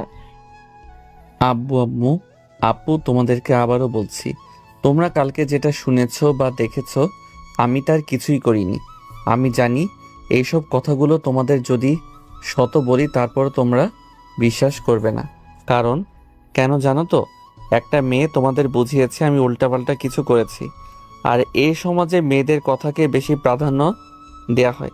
মেয়েদের অধিকার না আমাদের সমাজে অনেক বেশি দেওয়া হয়, তাই ওদের কথাটাই সবসময় বিশ্বাস করে। তারপর আমার কোনো আফসোস নেই, কিন্তু আফসোস কোথায় জানো? যাকে এত বেশি ভালোবেসেছি তাকে একটা বছরও বোঝাতে পারিনি। তারপর যখন আশাটা ছেড়ে দিলাম, অদ্ভুতভাবে আমাদের বিয়েটা হলো। ভেবেছিলাম সব ঠিক হয়ে যাবে, জীবনের সর্বোচ্চ সুখটা আমি পেয়ে গেছি। কিন্তু না, ওই বিয়ে করাটা আমার জীবনের সবচেয়ে বড় ভুল ছিল। জানতাম না ওই বিয়ে নামক মায়ায় জড়িয়ে আমার লাইফটা পুরো শেষ হয়ে যাবে। তারপরও কোনো আফসোস ছিল না। ভেবেছিলাম একটা সময় ইশিকাও আমাকে ভালোবাসতে পারবে, কিন্তু না, ও আর কখনো আমাকে কখনো ভালোবাসবেও না। যার জন্য কালকে এরকম একটা কাজ করলো। ওর কয়েকটা দিনের চুপ করে থাকাতে ভেবে নিয়েছিলাম ও সবটা মেনে নিয়েছে, কিন্তু যে সোজা হবার নয় সে একদিনে নয় 1000 বছরে সোজা হবে না। আমি হেরে গেছি আব্বু, নিজের ভালোবাসার কাছে হেরে গেছি। বোঝাতে পারিনি কতটুকু ভালোবাসি। আসলে আসলে সবাই ঠিকই বলে, সত্যিকারের ভালোবাসলে না ঠকতে হয়, অনেক বেশি কষ্ট পেতে হয়। কাউকে নিঃস্বার্থভাবে ভালোবাসলে না কিছু একটা হারাতে হয়, হয় তাকে না হয় নিজেকে। আর আমি নিজেকে হারিয়ে ফেলেছি। ভালোবাসাটা আমার জন্য অনেক বড় অন্যায় হয়েছে। এগুলো এখন সহ্য হয় না, নিতে পারি না আমি। বারবার মনে হয় দূরে কোথাও চলে যাই, কিন্তু ওই যে নির্লজ্জ বেহায়া তো, তাই বারবার ভালোবাসাটার কাছে চলে আসি। কিন্তু কালকের এরকম একটা বিহেভিয়ার আমি বুঝে গেছি, শিকা আমাকে কখনো ভালোবাসা তো দূরে থাক, সারা জীবন ঘৃণা করে যাবে। তার উপর জবে থেকে ওকে বিয়েটা করেছি, একটা দিন আমার সাথে ভালোভাবে কথা বলেনি, তাতেও কোনো আফসোস নেই আমার। কিন্তু এটুকু খারাপ লাগলো যে কালকে তোমরা আমাকে ভুল বুঝলে। ভয় নেই, তোমরা ভালো থেকো। আমি না হয় দূর থেকে তোমাদের মনে রাখবো। আর ইশতাকে বলে দিও ও যেন বাসায় চলে যায়, কারণ ও তো থাকতে চায় না আমার সাথে। তাহলে এই বাসায় পড়ে থাকবে, কি করতে বলো? আর 6 মাস হলে আমি ডিভোর্সের পেপার ওর বাসায় পাঠিয়ে দিব। ও মুক্তি পেয়ে যাবে খুব সহজে, যেটা ও বিয়ের রাত থেকে আমার কাছে চেয়ে আছে। চিঠিটা পড়া শেষ হলে ইশিকা বারবার আম্মু আর সুইটির মুখের দিকে তাকাতে লাগলো। সুইটি কি বলবে বুঝতে পারছে না, চুপ করে আছে। আম্মু কিছুক্ষণ ইশিকার দিকে তাকিয়ে থেকে তারপর সেখান থেকে চলে গেল। তখন ইশিকা বলতে লাগলো, সুইটি বিশ্বাস কর, আমি সুইটি হাতের ইশারায় ইশিকাকে থামিয়ে দিল আর বলতে লাগলো, আমার ভাইটাকে কি আমাদের সামনে এরভাবে খারাপ না বানালেও পারতি না? তুই ওকে বিয়ে করবি না সেদিন বিয়ের আগেই বলে দিতে পারতি। তোর আব্বু সমান বাঁচানোর নামে আমার ভাইয়ের লাইফটা এইভাবে শেষ করে দিতাম না। ও একটু দুষ্টু, সেটা মানছি। তুই ভালোবেসে তোকে বোঝাতে পারলো না। মানলাম তুই ওকে ভালোবাসিস না, কিন্তু এত বেশি ঘৃণা করিস কি জন্য? ও কি এমন অপরাধ করেছিল বলতো? নাকি ওর মধ্যে কোনো সমস্যা আছে যার জন্য তুই সেই প্রথম দিন থেকেই ওকে এইভাবে সবার সামনে ছোট করে যাচ্ছিস? তোর জন্য আজকে আমার ভাইটা বাসা থেকে চলে গেল। তুই ওর সাথে থাকতি না সেটা বিয়ের পরেও বলতে পারতি, কিন্তু এইভাবে ওকে অপমান অবহেলাগুলো কেন করলি? ও তোর থেকে জুনিয়র বলে কি ওর কোনো মান সম্মান নেই? ও তোকে এত বেশি ভালোবাসতো যে তোর দেওয়া কষ্ট সহ্য করতে পারলো না। তুই যখন ওকে ইগনোর করতি, প্রত্যেক রাতেও কান্না করতো। তাই সবটা যখন মেনেই নিতে চাইছিল, ভেবেছিলাম তোকে ভুলে যেতে পারবে। কিন্তু বিয়েটা ভেঙে যাওয়ার পর আমরা ভেবেছিলাম তোর সাথে তোর বিয়েটা হলে তুই তো প্রথমে ওকে না মানলেও পরে সবটা মেনে নিবি। কিন্তু তুই এতটাই অহংকারী যে কখনো আমার ভাইটাকে বোঝারও চেষ্টা করলি না। ঠিকই বলেছিস, তুই ওর ভালোবাসাটা বুঝতে পারিসনি, আর তোকে বোঝাতেও ব্যর্থ হয়ে গিয়েছে। তুই এখান থেকে চলে যেতে চাইলে চলে যেতে পারিস, আমরা তোকে বাধা দিব না। তো একটা কথা কি জানিস তো, তুই যে কষ্ট তোকে দিয়েছিস না, সেটা থেকে দ্বিগুণ কষ্ট তুই পাবি, দেখিস। সুইটি কথাগুলো বলে চলে গেল। সারাটা দিন আর কেউ ইশিকার সাথে কথা বলল না। ইশিকা অনেকবার ওদের সাথে কথা বলার চেষ্টা করলো। এমন একটা কাজ করে ইশিকার নিজের কাছেই সংকোচ কাজ করছে ওদের সাথে কথা বলতে। বিকেলে আপু বাসে আসলে ওদের মন খারাপ দেখে বিষয়টা জিজ্ঞেস করলে তখন সুইটি কান্না করে দিয়ে বলতে লাগলো, ভাবো ভাইয়া বাসা থেকে চলে গিয়েছে। সুইটির কথাতে আপু চুপ করে কিছুক্ষণ ওর মুখের দিকে তাকিয়ে রইল। তখন সুইটি আবারও বলল, সব দোষ আমার জন্যই এমনটা হচ্ছে। যদি সেদিন তোমাদের না বলতাম তাহলে ইশিকার সাথে বিয়েটা হতো না, আর আজকে এমন একটা ঝামেলা তৈরি হতো না। আমার জন্য সবটা হচ্ছে। ভেবেছিলাম ওর সাথে ঈশান সুখে থাকতে পারবে, কিন্তু ইশিকা ওকে ভালোবাসেন আমি সেটা জানতেও পারিনি। আমি বুঝতে পারিনি যে কখনো ঈশানকে মেনে নেবে না। আপু ঈশান বা সুইটির চোখের পানি সহ্য করতে পারে না, তাই উনি এগিয়ে এসে তারপর সুইটির চোখের পানি মুছিয়ে দিল। তারপর ওকে আলতো করে জড়িয়ে ধরে মাথায় হাত বুলিয়ে দিয়ে বলতে লাগলো, মামনি কান্না করো না, ঠিক হয়ে যাবে সব। তোমার ভাই ঠিক ফিরে আসবে। তুমি তো জানো ঈশান বাসা ছেড়ে বেশি দিন দূরে থাকতে পারে না। হয়তো রাগ হয়েছে তাই গেছে, কিন্তু ঠিক ফিরে আসবে। কান্না করো না। না বউ, ভাই অনেক রেগে আছে। ও যাওয়ার সময় চিঠি লিখে গেছে, এমনকি ফোন আর গাড়ির চাবিটা পর্যন্ত রেখে গেছে। কোথায় গেছে কী করছে কিচ্ছু জানি না। তাই তো এত বেশি রাগ করাটা জানতো, কিন্তু কালকে যে এত কষ্ট পেয়েছে তার জন্য এমন করে চলে গেছে। ইশিকা ভয় পাচ্ছিল সুইটি হয়তো আব্বুকে বিষয়টা বলে দিবে, কিন্তু সুইটি বা আম্মু এই বিষয়টা আব্বুকে বললো না। আব্বু ব্লাড প্রেশার রোগী, যদি কথাগুলো বলে তাহলে হয়তো প্রেশারটা বেড়ে যেতে পারে, আর কোনো সমস্যা হয়ে যেতে পারে। এভাবে একটা সপ্তাহ কেটে গেল। এর মাঝে আব্বু অনেক টেনশন করছে, কারণ একমাত্র ছেলে বলে বাসা থেকে রাগ করে বেরিয়ে গেছে, তাই টেনশন হওয়াটাই স্বাভাবিক। কিন্তু এইদিকে যে একটা সামান্য ঝামেলার কারণে ছেলেটা বাসা থেকে বেরিয়ে যাবে সেটা উনি ভাবতেও পায়নি। এই 7টা দিনে আম্মু বা সুইটি ইশিকার সাথে কথা বলেনি, বিশেষ করে সুইটিকে যথাসম্ভব ইগনোর করে গেছে। আপু ঈশানের যতগুলো বন্ধু আত্মীয় স্বজন ছিল, এমনকি সারা শহরে ওদের যত চেনা জানা লোক ছিল সবার সাথে যোগাযোগ করেছে, কথা বলেছে। এমন কোনো জায়গা নেই যে যোগাযোগ করেনি। তারপরও ঈশানের কোনো খোঁজ খবর পায়নি। কোথায় আছে কি করছে কিছুই জানে না। ইশিকার এখন খারাপ লাগছে। এরকম একটা কাজ করার পর মনে হচ্ছে সেদিন কাজটাও অনেক বড় অন্যায় করে ফেলেছে। এমনটা না করলেও পারত। ও ঈশানকে পছন্দ করে না, ঘৃণা করে ভালোবাসতেও পারছে না, সেটা বলেই হতো। তাই বলে বাসার মানুষগুলোর সামনে ওকে কেমন ছোট করলো। একটা মাস এভাবেই কেটে গেছে। এরই মাঝে আব্বু টেনশন করতে করতে প্রায় অসুস্থ হয়ে যাচ্ছে, কিন্তু কাউকে বুঝতে দিচ্ছে না। প্রতিদিনের মতো আজকে আব্বু আম্মু আর সুইটি বসে আছে ডাইনিং রুমে। এরই মাঝে ইশিকা এসে কান্না করে দিল।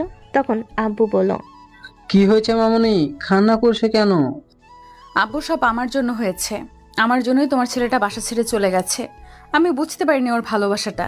ওকে সবসময় শুধু অপমান করে গেছি। আমার জন্যই এমনটা হয়েছে।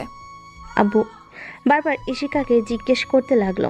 আম্মু ইশারাকে বলতে বারণ করেছে, কিন্তু আব্বু বিষয়টা কেমন সন্দেহ লাগলো, তাই বলতে লাগলো, মামনি কি হয়েছে আমাকে খুলে বলো তো।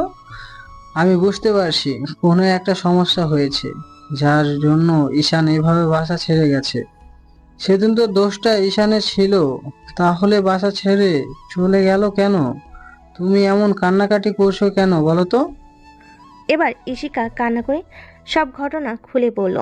সব শোনার পর আব্বু কিছুক্ষণ চুপ করে রইল। তারপর হঠাৎ করে আব্বু কেমন অস্থির হয়ে পড়ল। সুইটি আব্বু বুঝতে পারলো আব্বুর শরীরটা খারাপ করেছে, তাইও বলতে লাগলো, আব্বু কি হয়েছে? তুমি এমন করতেছো কেন? তুমি তুমি তুমি ঘেমে যাচ্ছ কেন? কি হয়েছে বলো আমাকে। আমাকে একটু রুমে দিয়ে আসবি, আমার একটু খারাপ লাগছে মামনি। খারাপ লাগছে মানে? কি হয়েছে তোমার? আমাকে বলো, কোথায় খারাপ লাগছে? সুইটি এক্ষুনি ডক্টরকে ফোন কর, তোর আব্বুর শরীর খারাপ করছে। সুইটি তাড়াহুড়ো করে গিয়ে ডক্টরকে ফোন করলো। একটু পর ডক্টর চলে আসলো। এর মাঝে আম্মু, সুইটি, ইশিকা সবাই কান্নাকাটি করছে। আব্বুর প্রেশারটা প্রচণ্ড পরিমাণে বেড়ে গেছে। ডক্টর এসে ভালোভাবে চেক আপ করে ইঞ্জেকশন পুশ করে দিয়ে বলতে লাগলো, টেনশনের কোনো কারণ নেই, হঠাৎ করে প্রেশারটা উঠে গিয়েছিল, তাই এরকমটা হয়েছে। এমন হয়েছিল বলুন তো, যার জন্য উনি হঠাৎ করে এরকম টেনশন করে প্রেশারটাকে বাড়িয়ে ফেললো? আপনাদের বলছি না ওনাকে কোনো প্রকার টেনশন দিবেন না, যার জন্য লোকটা এভাবে একটা ঝামেলার মধ্যে পড়ে যাচ্ছিল। আপনারা তো দেখছি কোনো কাজ ঠিক মতো করতে পারেন না। ডক্টর কিছুক্ষণ কথা বলে চলে গেল। সুইটি এখনও কান্না করছে আব্বুর পাশে বসে। এবার আব্বু সুইটির মুখের পাশে হাত দিয়ে বলতে লাগলো, টেনশন করো না মামনি, আমি ঠিক আছি। আসলে এমন একটা কথা শোনার পর খুব খারাপ লাগছিল, যে ছেলেটাকে কি না কখনো একটু ধমকের সুরে কথা বলিনি, সেদিন তার গায়ে হাত তুলেছি। এটা আমার কাছে কি কষ্টের না বলো? তুমি টেনশন করো না, সব ঠিক হয়ে যাবে। দেখো, ঈশান ঠিকই বাসায় ফিরে আসবে। আমি ওর সব বন্ধুদের বলে দিচ্ছি। দেখো, ও জানতে পারলে ঠিকই ছুটে আসবে, আর রাগ করে থাকতে পারবে না। আম্মু কান্না করছে। আর ইশিকা বুঝতে পারলো সেদিন কত বড় ভুল করেছে। ওর জন্য একটা পুরো পরিবার কষ্টে শেষ হয়ে যাচ্ছে। বারবার মাথায় শুধু এই কথাগুলোই ঘুরপাক খাচ্ছে। ইশিকার দেরি না করে গিয়ে আব্বুর পাগুলো জড়িয়ে ধরলো আর কান্না করতে করতে বলতে লাগলো, আব্বু, সব দোষ আমার। তুমি আমাকে যা ইচ্ছা শাস্তি দেওয়ার দাও, তারপরও এভাবে নিজেকে অসুস্থ করে ফেলো না। প্লিজ, তুমি টেনশন করো না। আমি কথা দিচ্ছি, আমি যেমন তোমার ছেলেকে এখান থেকে চলে যেতে বাধ্য করেছি, আবার আমি ওকে ফিরিয়ে আনবো। দেখো, তোমরা আমার উপর প্লিজ রাগ করে থেকো না। আজকে একটা মাস তোমরা আমার সাথে কথা বলো না। আমার কতটা খারাপ লাগছে আমি তোমাদের বোঝাতে পারছি না। প্লিজ, তোমরা আমার উপর রাগ করে থেকো না। না মামনি, আমি তোমাকে কোনো দোষ দিচ্ছি না। তোমাকে দোষ দিয়ে কি লাভ? দোষটা তো আমার ছেলে ছিল। ছেলেটা নিজে থেকে বয়সে বড় একটা মেয়েকে বিয়ে করেছে আর ভালোবেসে ছিল, তাই এসব হয়তো ওর সাথে হবারই ছিল। তুমি চিন্তা করো না, আমি তোমার উপর রাগ করিনি, নিজের ছেলে মেয়েগুলোর উপর রাগ করে এভাবে বাসা থেকে চলে যেতে বাধ্য করেছি। আব্বু, আমি কোথাও যাব না। আমি তোমাদের ছেড়ে কোথাও যাব না। প্লিজ, তোমরা এমনভাবে বলিও না। আমি সব মেনে নিতে পারবো, কিন্তু তোমাদের এই ইগনোরটা মেনে নিতে পারবো না। আজকে একটা মাস যাবৎ তোমরা কেউ আমার সাথে ভালোভাবে কথা বলো না। আমি বুঝতে পারছি আমি কতটা অপরাধ করে ফেলেছি।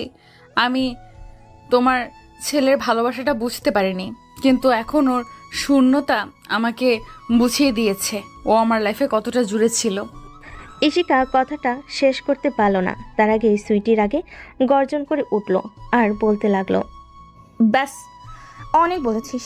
আর না, তোর এই নাটক অনেক দিন যাবত দেখে আসছি। আজকে একটা বছরের ওপর তুই আমার ভাইটাকে ইগনোর করে চলেছিস, আর বাসা থেকে বের করার জন্যও তো ঠিক এমনই নাটক করেছিস যেটা আমরা বুঝতে পারিনি। তোর নাটক দেখতে না আমার অভ্যেস হয়ে গিয়েছে, তাই দয়া করে এই নাটকটা আর চালাস না। তোর চোখের পানি যে নাটকের একটা অভিনয়, সেটা আমি খুব ভালো করে জানি। তাই আর নাটক করিস না, মাফ কর অন্তত এইবার। সুইটি প্লিজ আমাকে মাফ করে দে। আমি বুঝতে পারছি তুই আমার ওপর কতটা রেগে আছিস, যার জন্য আমার বেস্ট ফ্রেন্ড হওয়ার পরেও তুই আমার সাথে কথা বলছিস না। আমি ভুল করেছি, তার জন্য যা পারিস শাস্তি দে। তারপরও আমাকে এইভাবে ইগনোর করিস না। আমি এই ইগনোরটা নিতে পারি না। অনেক বেশি কান্না হয়, অনেক বেশি কষ্ট হয়। তুই আমাদের কর, অন্তত এই নাটকটা করিস না। অনেক অন্যায় করেছিলাম, সবচেয়ে বড় ভুল কি ছিল জানিস? তোর সাথে আমার বন্ধুত্বটা হওয়া, নাহলে এমনটা হতোই না। আর তুই বলছিস ইগনোরের কথা। আজকে একটা বছরের ওপরে তুই আমার ভাইটাকে ইগনোর করছিস, সেটা ওর কাছে কতটা কষ্টের, নাকি একটা ছেলে বলে ওর মন বলতে কিছু নেই? এগুলো ওর কাছে সহজ বিষয়। আব্বু যেখানে রাগারাগি করে, আমাদের সাথে কথা বলে না, সেখানে তোর জন্য, হ্যাঁ তোর জন্য সেদিন ভাইয়ের গায়ে পর্যন্ত হাত তুলেছে। একমাত্র তোর জন্য বাসা ছেড়ে চলে গিয়েছে।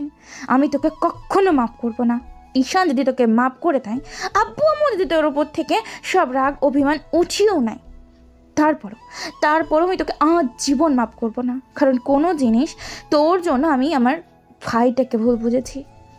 যেই ভাইটার সাথে একটু রাগিভাবে কথা বলিনি, সবসময় আঁকড়ে রেখেছি, তাকেই তোর জন্য হারিয়ে ফেলেছি। একমাত্র তোর জন্য, তুই দায়ী। তাই আমি কখনো তোকে মাফ করবো না, দেখে নিস। তোরা কি শুরু করলি? ইশিকা মামুনি, তুমি টেনশন করো না। আমি আর তোমার উপর রাগ করে নেই। কি জন্য রাগ করব? আমাদের তো সেই অধিকার নেই। আব্বু তুমি এসব কি বলছো? প্লিজ এমন কথা বলো না। আমার খুব খারাপ লাগছে। তুমি কেন বুঝতে চাইছো না? আমি তোমাদের অবহেলাগুলো নিতে পারি না। প্লিজ মামুনি, তুমি এখান থেকে অন্তত যাও। এভাবে কান্নাকাটি করে ওনার শরীর খারাপ করবে। আর কথা পারিও না। উনি তো বলেছে তোমাকে মাফ করে দিয়েছে, আমরাও তোমাকে মাফ করে দিয়েছি। এবার তুমি আমাদেরকে মাফ করো অন্তত।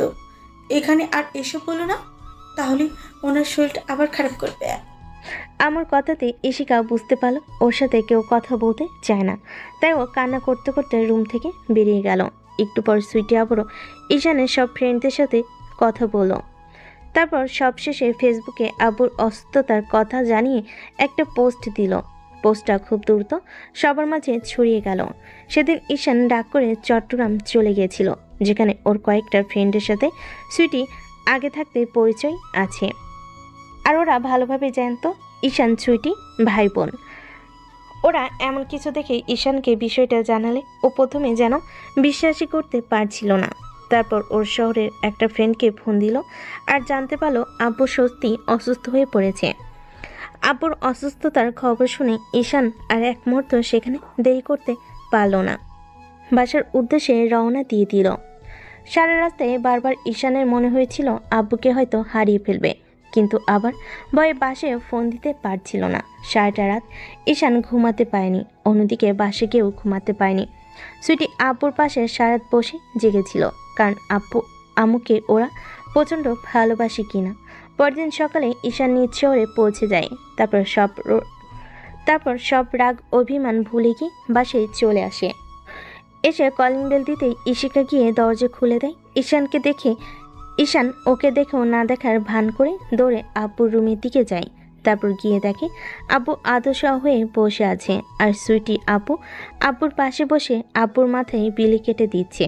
এমন কিছু দেখে ঈশান দৌড়ে গিয়ে আব্বুর থেকে কিছুটা দূরে দাঁড়ালো, আর আব্বুর এমন অবস্থা দেখে কান্না করে দিল। আব্বু ওর দিকে তাকালে ঈশান আব্বুর পায়ের কাছে বসে পড়ল। পাগুলেও ধরতে গেলে আব্বুকে টেনে বুকের সাথে জড়িয়ে নিল আর কান্না করে দিয়ে বলতে লাগলো, আব্বু, তুই আমাদেরকে মাফ করে দিস। আমরা তোকে চিনতে পারিনি, অনেক বড় ভুল করে ফেলেছি। ভুল করেই সেদিন তোর গায়ে হাত তুলে ফেলেছি, কিন্তু তুই যে রাগ করে বাসা ছেড়ে চলে যাবি সেটা ভাবতে পারিনি। আব্বু, আমি তো একটা কুলাঙ্গার বাজে ছেলে। তুমি আমার জন্য নিজের শরীর খারাপ করালে কি জন্য? আমি না থাকলেই বা কি আর থাকলেই বা কি? তুমি কেন আমার জন্য টেনশন করে এইভাবে নিজেকে বিপদের মুখে ঠেলে দিলে বলো? আব্বু, আমার কিছু হয়নি। আসলে এসব কথা শোনার পর যখন শুধু ভুল বুঝছি তখন অনেক খারাপ লেগেছিল, তাই একটু প্রেশার বেড়ে গিয়েছে। তার জন্য তুই কান্না করিস এভাবে? না না, আমি কান্না করছি না, এমনিতেই চোখে পানি চলে আসছে। যখন শুনতে পেরেছি তুমি অসুস্থ তখন খুব ভয় লাগছিল, ভেবেছিলাম তোমাকে হারিয়ে ফেলবো। ধুর পাগল, কিসব উল্টাপাল্টা কথা বলস। আমার 17 বছরের আয়ু, এত সহজে যাচ্ছে না। তোর ছেলে মেয়ে নাতি নাতনি না দেখে আমি কিছুতেই যাব না, কখনোই না। কিরে তুই রাগ করে বাবা চলে গেলি কেন? একটা ভার তোর আপুকে তো অন্তত বলে যেতে পারতি, তুই এই কাজটা ঠিক করিসনি। বাদ দাও না ওসব কথা, ইচ্ছে হয়নি কাউকে বোঝানোর। যেখানে তোমরা আমাকে ভুল বুঝেছিলে সেখানে আর কাকে কি বলবো? এরই মাঝেই ইশিকা রুমে আসলো, দেখলো সবাই কান্না করছে। এবার সুইটি ঈশানের কাঁধের উপর হাত দিতেই ঈশান অসহায় চোখে ওর দিকে তাকালো, তারপর বলতে লাগলো, খুব বেশি ভুল করে ফেলেছি তোর সাথে, রাগারাগি করে, তাই না? এই জন্য আমাদের সবাইকে ছেড়ে চলে গিয়েছিলি। অন্যায় করলো একজন, আর তার জন্য ভুল বুঝলাম তোকে, আর সেই রাগে তুই আমাদেরকে ছেড়ে চলে গেলি। সরি রে আপু, আর কখনো এরকম ভুল করব না। তোরা শত আমার উপর রাগারাগি করিস কিংবা আমাকে বাসা থেকে বের করে দিস, তাও বাসার সামনে দাঁড়িয়ে থাকবো, আর কোথাও যাব না, দেখিস। এরই মাঝে আম্মু রুমে আসলো, তারপর ঈশানকে দেখে গিয়ে ওর কাঁধের উপর হাত রাখলো। ঈশান আম্মুর দিকে তাকালেই উনি কান্না করে দিল। সাথে সাথে ঈশান উঠে আম্মুকে জড়িয়ে নিয়ে কান্না করে দিল। আর আম্মু বলতে লাগলো, বাপরে, কেন ছেড়ে গেছিলি আমাদের? তুই জানিস না তোকে ছাড়া আমরা একটা দিন থাকিনি, একটা মাস তাহলে কি করেছিলাম? এসব কথা শোনার পর তোর আব্বু কতটা অসুস্থ হয়ে গিয়েছিল জানিস তুই? কেন আমাদের ছেড়ে গিয়েছিলি বল? আম্মু, ভুল করেছি, বুঝতে পারিনি রাগ অভিমান করলে প্রিয়জনের এতটা ক্ষতি হবে, আর কখনো যাব না। দেখো এরই মাঝে ইশিকা ওদের এমন কান্নাকাটি দেখে বুঝতে পারলো সবার মধ্যে ঝামেলাটা মিটে গেল। কিন্তু সবাই এখনো ওকে ভুল বুঝছে, ওর একটা সামান্য নাটকের জন্য। সবাই ওর উপর রাগ করে আছে এমন একটা নাটকের জন্য। এই পরিবারের উপর এত বড় একটা কালো ছায়া নেমে এসেছিল। ইশিকার মনে হতে লাগলো সবচেয়ে আগে ওকে ঈশানের কাছে মাপ চাইতে হবে। আর এই কয়েকটা দিনে ও বুঝতে পেরেছে ঈশানকে কতটা কষ্ট দিয়ে ফেলেছে, তাই এখন থেকে সবটা মেনে নেওয়ার চেষ্টা করবে। আর যেখানে ঈশান ওকে ভালোবাসে সেখানে ওর সাথে এরকম বাজে বিহেভ করেছে, এখন তো ঈশান ওর স্বামী, তাই সবটা মেনে নেওয়ার চেষ্টা করবে। কথাগুলো ভেবে ইশিকা গিয়ে ঈশানের পাগুলো জড়িয়ে ধরলো আর কান্না করে দিয়ে বলতে লাগলো, বাবু আমাকে মাফ করে দাও, আমি অনেক বড় ভুল করে ফেলেছি। বুঝতে পারিনি এই সামান্য বিষয় এত বড় একটা ঝামেলার সৃষ্টি করবে, তাহলে কখনো এরকমটা করতাম না। আমি রাগের বশে এরকম একটা কাজ করেছি, এখন বুঝতে পারছি সেটা কত বড় অন্যায় ছিল। ইশিকার কথাতে ঈশান নামও ছেড়ে দিল। তারপর ওর দিকে তাকাতেই ঈশানের রাগটা যেন বেড়ে দ্বিগুণ হয়ে গেল। সাথে সাথে ঈশান ওকে পা থেকে ছাড়িয়ে নিল, তারপর ওকে থাপ্পড় দিতে পারল না। রাগী কণ্ঠে সবাইকে উদ্দেশ্য করে বলল, আব্বু আম্মু আপু, এই মেয়েটা এখানে কি করছে? তোমরা ওকে চলে যেতে বলনি, এখন ওকে বাসায় রেখে দিয়েছো। আর এই যে আপনি এখানে কি করছেন? আপনার না চলে যাওয়ার কথা? আপনি না আমার সাথে থাকতে চান না? আমার সাথে কি এই বাসাতেই থাকতে চান না? তাহলে এখনও এখানে পড়ে আছেন আর কি নাটক করতে চাইছে? বাবু আমি কোনো নাটক করছি না, আমি এখন সত্যিই তোমাকে ভালোবাসি আর তোমাকে পেতে চাই। দেখো আমি বুঝতে পেরেছি আমি অন্যায় করে ফেলেছি, আমি এখান থেকে তোমার কোনো কথার অবাধ্য হব না। দেখো তুমি যা বলবে সেটাই শুনবো, তারপরও আমার উপর রাগ করে থেকো না। দেখো তোমার জন্য আব্বু আম্মু সুইটি আমার সাথে কথা বলছে না, একমাত্র শুধু তোমার সাথে এরকমটা করার কারণে। প্লিজ আমাকে একটাবার মাফ করে দাও। মাফ? আর আপনাকে? কখনোই না। আমি যদি সারা জীবন কাউকে ঘৃণা করি আর জীবনের সবচেয়ে বেশি অপরাধী ভাবি, সেটা আপনি। আপনি আমার থেকে কোনো দিন মাপ পাবেন না। আমি মরে যাব তাও আপনাকে মাফ করব না। আর আপনি যেটা করেছেন আজকে একটা বছরের উপরে আমার সাথে যেই বাজে বিহেভগুলো করেছেন, সেটা আমার বুকে এখনো তীরের মতো বিঁধে, ভুলতে পারবো না কখনো। এখানে নাটক করে কোনো লাভ হবে না। আর আপনাকে মাফ করা তো দূরে থাক, এখন আপনার চেহারাটাও আমার আর দেখতে ইচ্ছে করে না। এখান থেকে চলে যান প্লিজ। আমি চাই না এখানে আপনার সাথে কোনো মিসবিহেভ করতে। আপনি আমার আপুর বান্ধবী আছেন, সেটাই থাকেন। আর কিছু হওয়ার চেষ্টা করবেন না। আব্বু আম্মু, তোমরা ওনাকে এখান থেকে চলে যেতে বলো। আমি চাই না কারোর সাথে মিসবিহেভ করতে, তাতে উনি আবার এমন কোনো নাটক করুক যাতে আমি তোমাদের থেকে আবার দূরে সরে যাই। ঈশান, আমি কোনো নাটক করছি না, আমি ভুল করেছি, অন্যায় করে ফেলেছি, অমন করে কষ্ট দিয়ে। দেখো, আর কখনো এরকমটা হবে না। এখন থেকে তোমাকে অনেক বেশি ভালোবাসবো, তোমার সব কথা শুনবো, তুমি যা বলবে আমি সেটাই মেনে নিব। তারপরেও শুধু তোমার পায়ে আমাকে একটু ঠাঁই দাও। দেখেন, আপনার এসব নাটক দেখতে দেখতে আমি অভ্যস্ত হয়ে গেছি, তাই না? দয়া করে এখান থেকে আসতে পারেন, না হলে কিন্তু আমি ঘাড় ধাক্কা দিয়ে আপনাকে বাসা থেকে বের করে দিতে বাধ্য হব। প্লিজ তুমি এমনটা করো না। আব্বু আম্মু, তোমরা একটু বলো না ওকে। সুইটি, তুই কথা বলছিস না কেন? তোর ভাইকে একটু বল না। আমি সবটা বুঝতে পেরেছি, আমি অন্যায় করেছি, সেটা মানছি। তার জন্য তুমি আমার সাথে এরকম রাগারাগি করবে? তুমি না আমাকে ভালোবাসো? ভালোবাসতাম, এখন আর বাসি না। ভালোবাসাটা ঘৃণায় পরিণত হয়েছে, তাই সব ভালোবাসা না ধুয়ে মুছে সাফ হয়ে গেছে। দয়া করে এখন আর কোনো সিম্প্যাথি দেখাবেন না, যার জন্য আব্বু আম্মু আমাকে আবার ভুল বুঝে। আব্বু, তুমি আর মেয়েটার সাথে আর রাগারাগি করো না।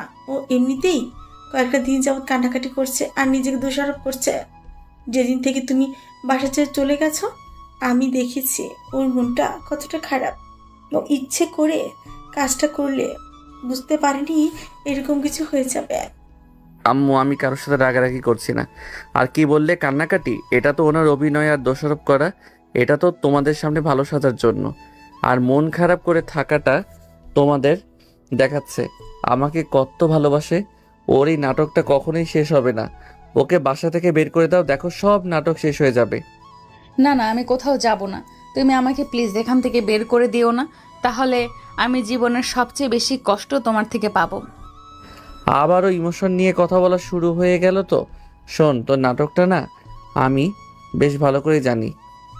তোকে দেখতে দেখতে আমার অভ্যাস হয়ে গেছে। আজকে তোর কোনো ইমোশনাল ডায়লগ কাজে দিবে না। আমি তোকে বাসা থেকে বের করে তবেই ছাড়বো। ঈশান কথাটা বলেই ইশিকার একটা হাত ধরে ওকে জোর করে রুমের বাইরে নিয়ে যেতে গেলে তখন আব্বু বলতে লাগলো, ঈশান, আব্বু প্লিজ রাগারাগি করিস না, ছেড়ে দে ওকে। অন্তত এবারের মতন মাফ করে দে। ও অন্যায় করেছে, তুই ওকে আর একটা সুযোগ দে, দেখ ঠিক হয়ে যাবে। ঈশান কথা শুনছে না দেখে সুইটি আপু এসে ঈশানকে আটকে দিল। আপু ঈশানের হাত থেকে ইশিকাকে ছাড়িয়ে নিয়ে তারপর ঈশানকে জোর করে নিয়ে একটা জায়গায় বসিয়ে দিল। ঈশানকে শান্ত করতে আপুকে জড়িয়ে ধরল, সাথে সাথেই ঈশান ফুপিয়ে কান্না করে উঠল।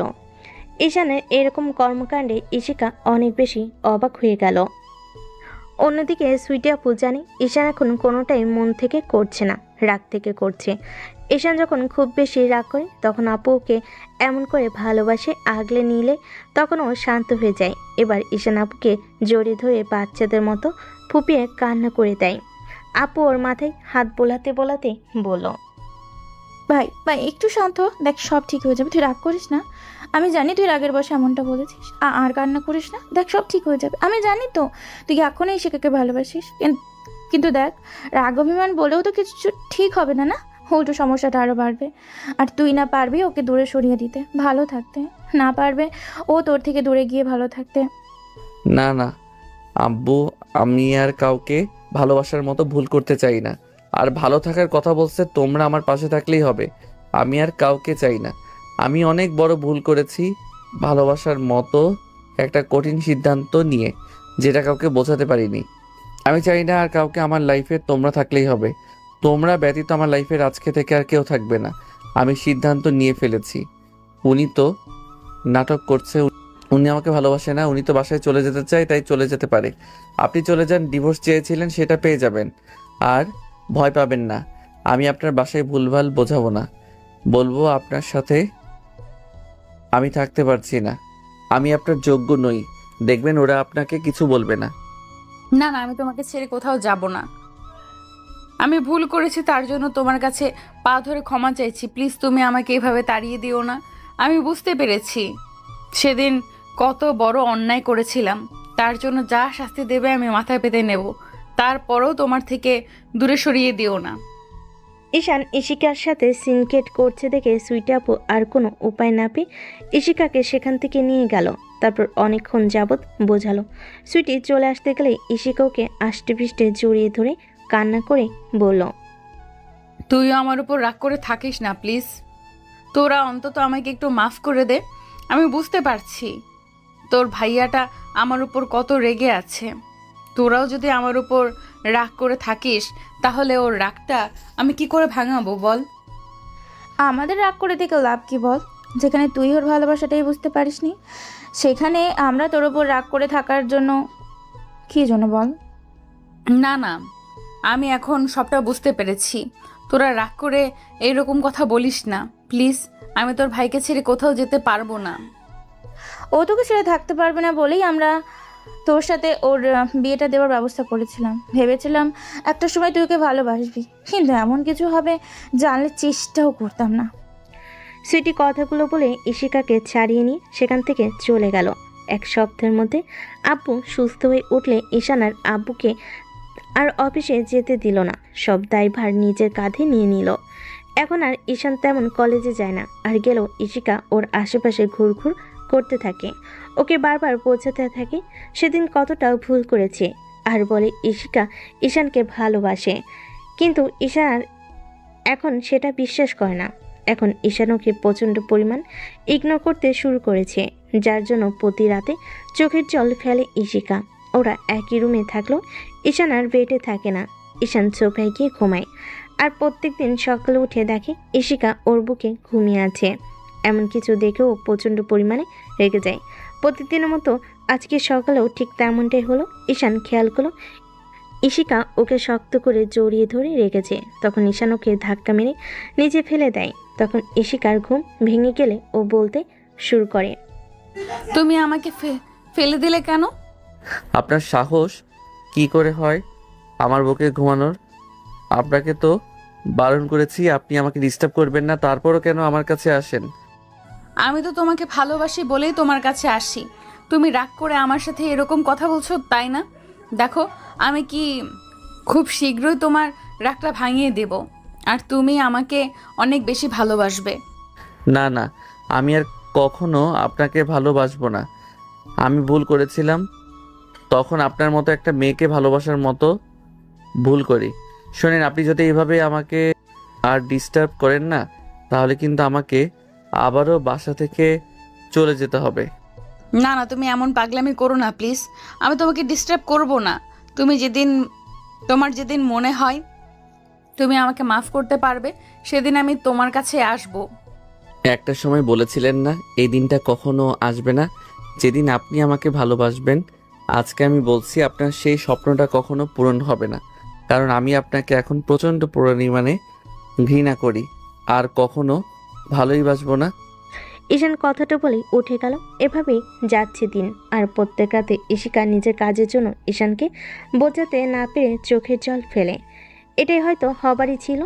ইশিকা যতই ঈশানের কাছে আসতে চায়, ঈশান ততই ইশিকাকে ইগনোর করে, যার জন্য ইশিকা সবসময় মন খারাপ করে থাকে। এরই মাঝে আব্বু আম্মুর কাছে ইশিকা অনেকবার মাপ চেয়েছে। 15 দিন আম্মু ওর ওপর রেগে থাকলেও পরে আর ওর কান্নাকাটিতে রাগ করে থাকতে পারেনি। এখন আব্বু আম্মু প্রায় খেয়াল করে ইশিকা আর আগের মতো কারোর সাথে কথা বলে না, সবসময় মন খারাপ করে রুমে শুয়ে বসে থাকে। ইশিকা ঈশানকে বোঝাতে না পেরে ব্যর্থ হয়ে যাচ্ছে। ও এখন বুঝতে পারছে ঈশানকে এতদিন কষ্টটা দিয়েছে, যেখানে একটা বছরও বেশি সময় ধরে ইশিকা ঈশানকে ইগনোর করে গেছে, সেখানে ঈশানের ইগনোরটা কিছুই না। ইশিকা এখন কেমন আগের মতো শান্ত হয়ে গেছে, আর এখন একদম একটা সংসারী মেয়ে হয়ে গেছে। বাসার সব কাজ এখন নিজে হাতে করে। আব্বু আম্মু ওকে কোনো কাজ করতে বারণ করলেও ইশিকা শোনে না। প্রত্যেক দিনের মতো আজকে সকালেও রান্নাটা ইশিকা নিজ হাতে করেছে। ও আম্মুর কাছে শুনে ঈশানের সব ফেভারিট খাবারগুলো নিজের হাতে রান্না করেছে। রান্না করে সবাইকে খাবার টেবিলে আসতেই ইশিকা খাবার বেড়ে দিল। ঈশান একবার ওর দিকে তাকিয়ে আবার খেতে শুরু করে। তখন ও বলে, আম্মু আজকে খাবারটা তো দারুণ হয়েছে। খাবার তো দারুণই হবে, কারণ আজকে তোমার বউ রান্না করেছে যে। বউ কথাটা শোনার সাথে সাথে ঈশানের মুখটা কালো হয়ে গেল। সাথে সাথে ও ইশিকার দিকে তাকাতেই খেয়াল করলো ওর লজ্জামাখা মুখটা নিচু করে আছে। এমন কিছু শুনে ঈশান খাবারটা রেখে উঠে চলে যেতে গেলে তখন সুইটি বলতে লাগলো, খাবার রেখে যাস না প্লিজ। ইশিকা রান্না করেছে বলে তুই কি খেতেও পারবি না? প্লিজ এরকম করিস না প্লিজ ভাই, খেয়ে যা। খাবার ইচ্ছেটাই আমার মরে গেছে। ঈশান বলেই বাসা ছেড়ে বেরিয়ে গেল আর ইশিকা কান্না করতে করতে রুমে চলে গেল।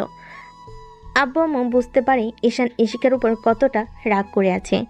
এভাবে আরও কয়েকটা মাস কেটে গেল, কিন্তু এর মাঝে ঈশান আর একটাবারের জন্য নিজে থেকে ইশিকার কাছে আসেনি। ওকে ভালোবাসে সেটাও প্রকাশ করেনি। এখন যেন ঈশান ইশিকাকে দূরে রাখতে পারলেই বাঁচে। মাঝে মাঝে বিষয়টা ভেবে ঈশানের খারাপ লাগলো, ভেবে নিয়েছে এটাই হয়তো হবার ছিল। আর মানুষকে বেশি ভালোবাসতে নেই, আর সেটা প্রকাশ করতেও নেই। বেশি ভালোবাসলে যেমন কষ্ট পেতে হয়, তেমনি প্রকাশ করেছিল বলেই এমনভাবে কষ্ট পেতে হয়েছিল। ইশিকা যতবারই ঈশানের সাথে কথা বলার চেষ্টা করে, ঈশান ততবারই ওকে দূরে সরিয়ে দেয়। তাই ইশিকার এখন প্রচণ্ড টেনশনে আছে, কারণ কয়েকদিন যাবৎ ওর শরীরটা বেশ ভালো যাচ্ছে না। তাই সবসময় কেমন রুমে শুয়ে বসে থাকে।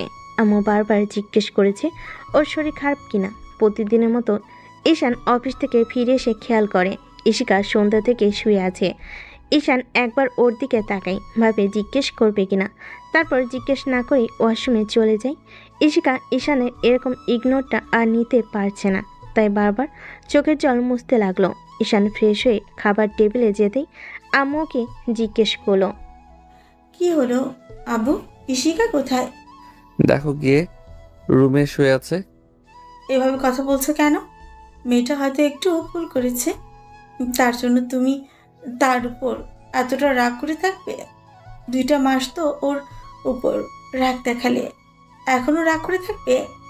আব্বু, আমি বলি কি, তুমি ওকে মাফ করে দাও আর এখন মেনে নাও। এখন তো মেয়েটা তোমাকে ভালোবাসে, আর বুঝতে পারছো ও কতটা কষ্ট পাচ্ছে, যার জন্য এখন আমাদের সাথেও আর কথা বলে না, কেমন চুপচাপ হয়ে গেছে। সেই মেয়েটা এত চঞ্চল ছিল, সেই মেয়েটাই কি না এখন একটু কথা বলে না, কি যেন একটা সারাদিন চিন্তা করে। হয়তো ভাবে তুমি কখনো ওকে বাসায় রেখে আসবে। দেখ ভাই, যেটা হবার সেটা হবেই। তুই আর এখন ওর ওপর রাগ করে থাকিস না। তোর চলে যাওয়াতে আমরা কি ওর ওপর কম রাগ করেছিলাম? তারপরও তো আমরা ওকে মাফ করে দিয়েছি। আর তুই তো সেখানে ওকে ভালোবাসিস, তাহলে কেন ওকে মাফ করতে পারবি না বল? সেদিন আব্বু আম্মু সুইটি ঈশানকে অনেক বোঝালো। রাতে সুইটি ইশিকাকে নিজ হাতে খাইয়ে দিয়ে আসলো, কিন্তু ইশিকা একটু কথা বলল না। কয়েকদিন পরে ঘটনা, দুপুর টাইমে ইশিকা ঈশানকে ফোন দিয়ে বাসে লাঞ্চ করতে আসতে বললে তখন প্রচণ্ড পরিমাণে রেগে যায় আর বেশি সিনক্রেট করে বলে, এই তোকে বলেছি না তুই আমাকে কল করে ডিস্টার্ব করবি না, তারপরও কেন বারবার ডিস্টার্ব করিস? তুই বুঝিস না তোকে আবার এখন বিরক্ত লাগে? আগে জানতাম না তো এতটা বিরক্তের কারণ হয়ে গেছি। জানতাম খুব বেশি ভালোবাসো আমাকে, ভালোবাসাটাও যে একসময় অনীহা চলে আসে সেটা আজকে তোমার থেকে জানতে পারলাম। আচ্ছা ঠিক আছে, তোমাকে আসতে হবে না, তোমার যখন খুশি এসো।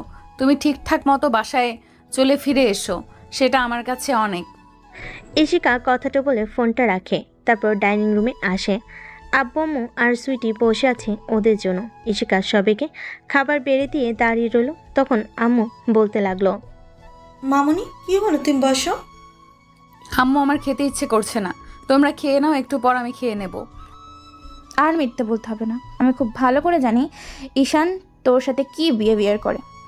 দেখ, ঈশান অনেক রেগে আছে, তাই হয়তো এরকমটা করছে, কিন্তু রাগের পর তোর জন্য শুধু ওর ভালোবাসাটাই আছে। তুই কষ্ট পাস না? তুই তো আর ওকে কষ্ট দিসনি না? আর সেটার কাছে এই কষ্টটা কিছুই না। মাত্র 2টা মাস তোকে কষ্ট সহ্য করতে হয়েছে। তাহলে তুই যেখানে ওকে 1 বছরেরও বেশি সময় ধরে কষ্ট দিয়েছিস, সেগুলো কতটা কষ্ট পেয়েছে বুঝতে পারছিস? সুইটি, আমি সব সহ্য করে নেব তোর ভাইয়ের ভালোবাসাটা পেলে। দেখিস, তুই শুধু ওকে একটু বল ও যেন আমার সাথে আর রাগারাগি না করে। আমি এমনিতেই খুব টেনশনের মধ্যে আছি, তারপরে যদি ও আমার সাথে এইভাবে রাগারাগি করে আর আমাকে এইভাবে কষ্ট দেয়, আমি না সেটা নিতে পারবো না। ইশিকা কথাগুলো বলেই কান্না করতে লাগলো। আব্বু আম্মু ওর মুখের দিকে তাকিয়ে রইল। ইশিকা ফুপাতে লাগলো।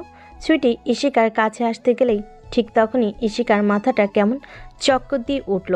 ওর পুরো পৃথিবীটা যেন অন্ধকার হয়ে আসছিল। ও আর নিজেকে ধরে রাখতে পারলো না। মাথা ঘুরে পড়ে যেতে গেলে তখন সুইটি ওকে ধরে ফেললো আর বলতে লাগলো, ঈশিকা, এই ঈশিকা, কি হয়েছে তোর? আমাকে বল, খারাপ লাগছে তোর? ইশিকা কোনো কথা বলতে পারলো না। সবাই ধরাধরি করে ওকে রুমে নিয়ে আসলো। তারপর আপু ডাক্তারকে ফোন দেয় আর সুইটি ঈশানকে কল করলো। কয়েকবার বাজতে ঈশান রিসিভ করলো। তখন আপু বেশ কড়া কণ্ঠে বলতে লাগলো, কোথায় তুই? এক্ষুনি বাসায় আয়। কেন আপু, কি হয়েছে? আর তুই এইভাবে কথা বলছিস কেন? রেগে আছিস খুব? তোকে বাসায় আসতে বলেছি, বাসায় আসবি। তোকে সরাসরি বললে কখনো বাসায় আসবি না, তাই এইভাবে বলতে হচ্ছে। বাসায় আয়, সবটা বুঝতে পারবি। আপুর কথাতে ঈশানের কেমন একটা সন্দেহ লাগলো। ওর মনে হতে লাগলো হয়তো কোনো একটা সমস্যা হয়েছে, তাই উত্তেজিত হয়ে প্রশ্ন করতে লাগলো, কি হয়েছে আপু? আমাকে বল, কোনো সমস্যা হয়েছে? আব্বুর শরীর খারাপ করেছে নাকি আম্মুর শরীর খারাপ করেছে? বল না প্লিজ। সবটাই বুঝতে পারছিস, কিন্তু আর একটা মানুষ যে বাসায় আসছে সেটা বুঝতে পারছিস না? এবার আব্বু বা আম্মু কারোর শরীরই খারাপ করেনি, তোর বউয়ের শরীর খারাপ করেছে, সেন্সলেস হয়ে পড়ে গিয়েছে। হয়তো ঠিক মতো খাওয়া দাওয়া করে না, তোর প্রেশারটাও নিতে পারিনি, আর তোকে নিয়ে সবসময় টেনশনের জন্য সেন্সলেস। হয়তো এমনটাই হলো। আপু কলটা কেটে দিল। ঈশান আর দেরি না করে গাড়ির চাবিটা নিয়ে বেরিয়ে পড়ে। আধা ঘন্টার মধ্যে বাসে চলে আসে। তারপর দৌড়ে রুমে ঢুকে খেয়াল করে ডক্টর ইশিকাকে চেক আপ করে দেখছে। তারপর বেশ কিছুক্ষণ দেখে ডক্টর একটু মুচকি হাসিতে একটা ইনজেকশন পুশ করে দিল। তখন ঈশান বলতে লাগলো, ডক্টর আঙ্কেল, আমার ইশিকার কি অবস্থা? ও ঠিক হয়ে যাবে তো? ওর কিছু হবে না তো? এতই যখন ভালোবাসো তাহলে এরকম টেনশনের মধ্যে রাখাও কেন মেয়েটাকে? ডক্টরের কথায় ঈশান আব্বু আর সুইটির মুখের দিকে তাকালো। বুঝতে পারল ওরা সবটাই ডাক্তার আঙ্কেলকে বলে দিয়েছে। আর ডক্টরটা ওদের পারিবারিক বলা চলে, সমস্যা হলে ওনাকে ডাকা হয়, তাই লোকটা ওদের সম্পর্কে বেশ ভালোভাবে জানে। ঈশান চুপ করে আছে দেখে ডক্টর বলতে লাগলো, ডোন্ট ওয়ারি, আমি ইনজেকশন পুশ করে দিয়েছি, কিছুক্ষণের মধ্যে জ্ঞান ফিরে আসবে। আর শোনো, একটা খুশির খবর আছে, কিন্তু এটা তোমাদের কাছে খুশি কিনা আমি জানি না। ডক্টর, কি হয়েছে সেটা তো বলবেন। আপনাদের ঘরে নতুন মেহমান আসছে, আপনাদের বৌমা প্রেগনেন্ট। ঈশান, সবাইকে মিষ্টি খাওয়াও। দেখো, তোমার বউ কনসিভ করেছে, তুমি খুব শীঘ্রই বাবা হবে। ডক্টরের কথা শোনার সাথে সাথে ঈশানের চোখে পানি টলমল পড়তে লাগলো। তারপর চোখের পলক ফেলতেই দুফোঁটা অশ্রু চোখের কোণ বেয়ে গড়িয়ে পড়ল। আলহামদুলিল্লাহ, কি খবরটাই না শোনালেন ডক্টর তুমি। আফজাল সাহেব, আমি তাহলে এখন আসি। আর মেয়েটার খেয়াল রাখবেন, এরপর থেকে আর কোনো কাজ করতে দেবেন না ওকে। আর ঈশান, তুমি এখন থেকে ওর উপরে রাগারাগি করাটা একটু কম করবে। দেখো, সংসারে একটু একটু ঝামেলা হতেই পারে, তাই নিয়ে এভাবে মনোমালিন্য করে চললে নিজেদের শরীরের ক্ষতি হবে। এখন থেকে মেয়েটাকে আর কষ্ট দিও না, দেখে রেখো। কথাটা বলেই ডক্টর ঈশানের কাঁধের উপর হাত রেখে চলে গেল। সাথে সাথে ও কান্না করে দিল। আব্বু আম্মু এসে ওকে অনেক বোঝাতে লাগলো।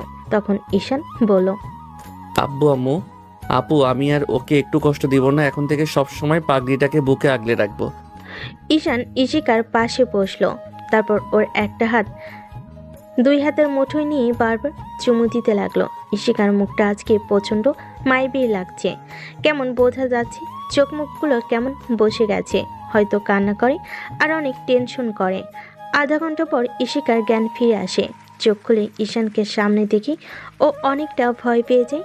তারপর তাড়াহুড়ো করে উঠে বসে আর বলতে শুরু করে, তো তুমি আমার উপর রাগ করো না প্লিজ। আমি এমনটা করতে চাইনি, আসলে মাথাটা ঘুরে গেছিল। দেখো আমি কোনো নাটক করছি না, প্লিজ তুমি আমার উপর রাগ করো না।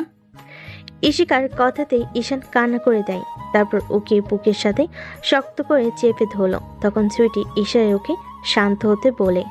ইশিকার ভয়টা কেটে গেল, আরও কেমন যেন শান্ত হয়ে গেল। ইশিকার ভয়টা আরও দূর করতে সুইটি বলতে লাগলো, তুই কনসেপ্ট করেছিস, খুব শীঘ্রই আমাদের বাসায় নতুন মেহমান আসছে। তুই টেনশন করিস না, ঈশান তোর উপর রাগ করেনি। ইশিকা নিজের কানকেও বিশ্বাস করতে পারছিল না। আবার পরক্ষণেই মনে হতে লাগলো কিছুদিন ধরেই ওর শরীরে কিছু পরিবর্তন লক্ষ্য করছিল। তার উপর গত মাসে ওর পিরিয়ড মিস হয়ে গেছে, তাই ও প্রায় কনফার্ম হয়ে গেছিল যে হয়তো তাড়াতাড়ি কনসিভ করবে, আর আজকে সেটাই হয়েছে। ইশিকা এমন কিছু যেন বিশ্বাস করতে পারছিল না, তাই চুপচাপ হয়ে আছে। এবার ঈশান বলতে লাগলো, পাগলি, আমি আর তোমার উপর রাগ করে নেই, প্লিজ তুমি ভয় পেও না। দেখো, এখন থেকে একটু কষ্ট দিবে না। তুমি আমাকে এতদিন কষ্ট দিয়েছিলে বলেই তো আমার খুব রাগ হয়েছিল। তারপর আবার ওরকম একটা নাটক করে আমাকে বাসা থেকে চলে যেতে বাধ্য করেছিলে, তাই খুব রাগ করেছিলাম। কিন্তু দেখো, আমি সব ভুলে গিয়েছি। যখন শুনেছি তুমি আমাকে এরকম একটা খুশির খবর দিয়েছো, আমার সব রাগ অভিমান ধুয়ে মুছে গেছে। এখন থেকে সব সময় তোমাকে ভালোবাসবো। দেখো, একটু কষ্ট দিব না। ঈশান কান্না করছে, তাই আব্বু আম্মু ওদের বেশ কিছুক্ষণ বোঝালো। তারপর ইশিকা ঈশানকে আলতো করে জড়িয়ে ধরলো আর বলতে লাগলো, তুমি খুশি হওনি? তুমি তো আব্বু হবে, আমি আম্মু হব, তাহলে তুমি খুশি হওনি? ইশিকার কথাতে ঈশান ওকে বুকের সাথে আরো শক্ত করে চেপে ধরলো আর বলল, পাগলি, আমি অনেক খুশি হয়েছি, অনেক বেশি খুশি হয়েছি, যেটা তোমাকে বলে বোঝাতে পারবো না। আমি সব ভুলে গেছি যখন জানতে পেরেছি তুমি কনসিভ করেছো। আমি আর কোনো রাগ করে নেই, ভয় পেও না পাগলি। ভয় তো তখনই পেয়ে গিয়েছিলাম, সেদিন যখন বলেছিলে তুমি আমাকে বাসায় রেখে আসবে। তুমি আর এরকম কথা কখনো বলবে না তো? না না, কলিজা, আর কখনো বলবো না। এখন থেকে অনেক ভালোবাসবো, বললাম তো। ওদের কথাতে সুইটি আপু বুঝতে পারলো এখন ওদের একা ছাড়া উচিত, তাই আপু আম্মুকে ইশারা করলো। সবাই রুম থেকে বেরিয়ে গেল। ঈশান ইশিকাকে ছাড়িয়ে নিয়ে ওর সারা মুখে কিস করতে লাগলো। ঈশানের স্পর্শে আবেশে ইশিকা চোখটা বন্ধ করে নিল। তারপর ঈশান থামতেই ইশিকা হঠাৎ করে ওর ঠোঁটগুলো ঈশানের ঠোঁটের সাথে লাগিয়ে দিল।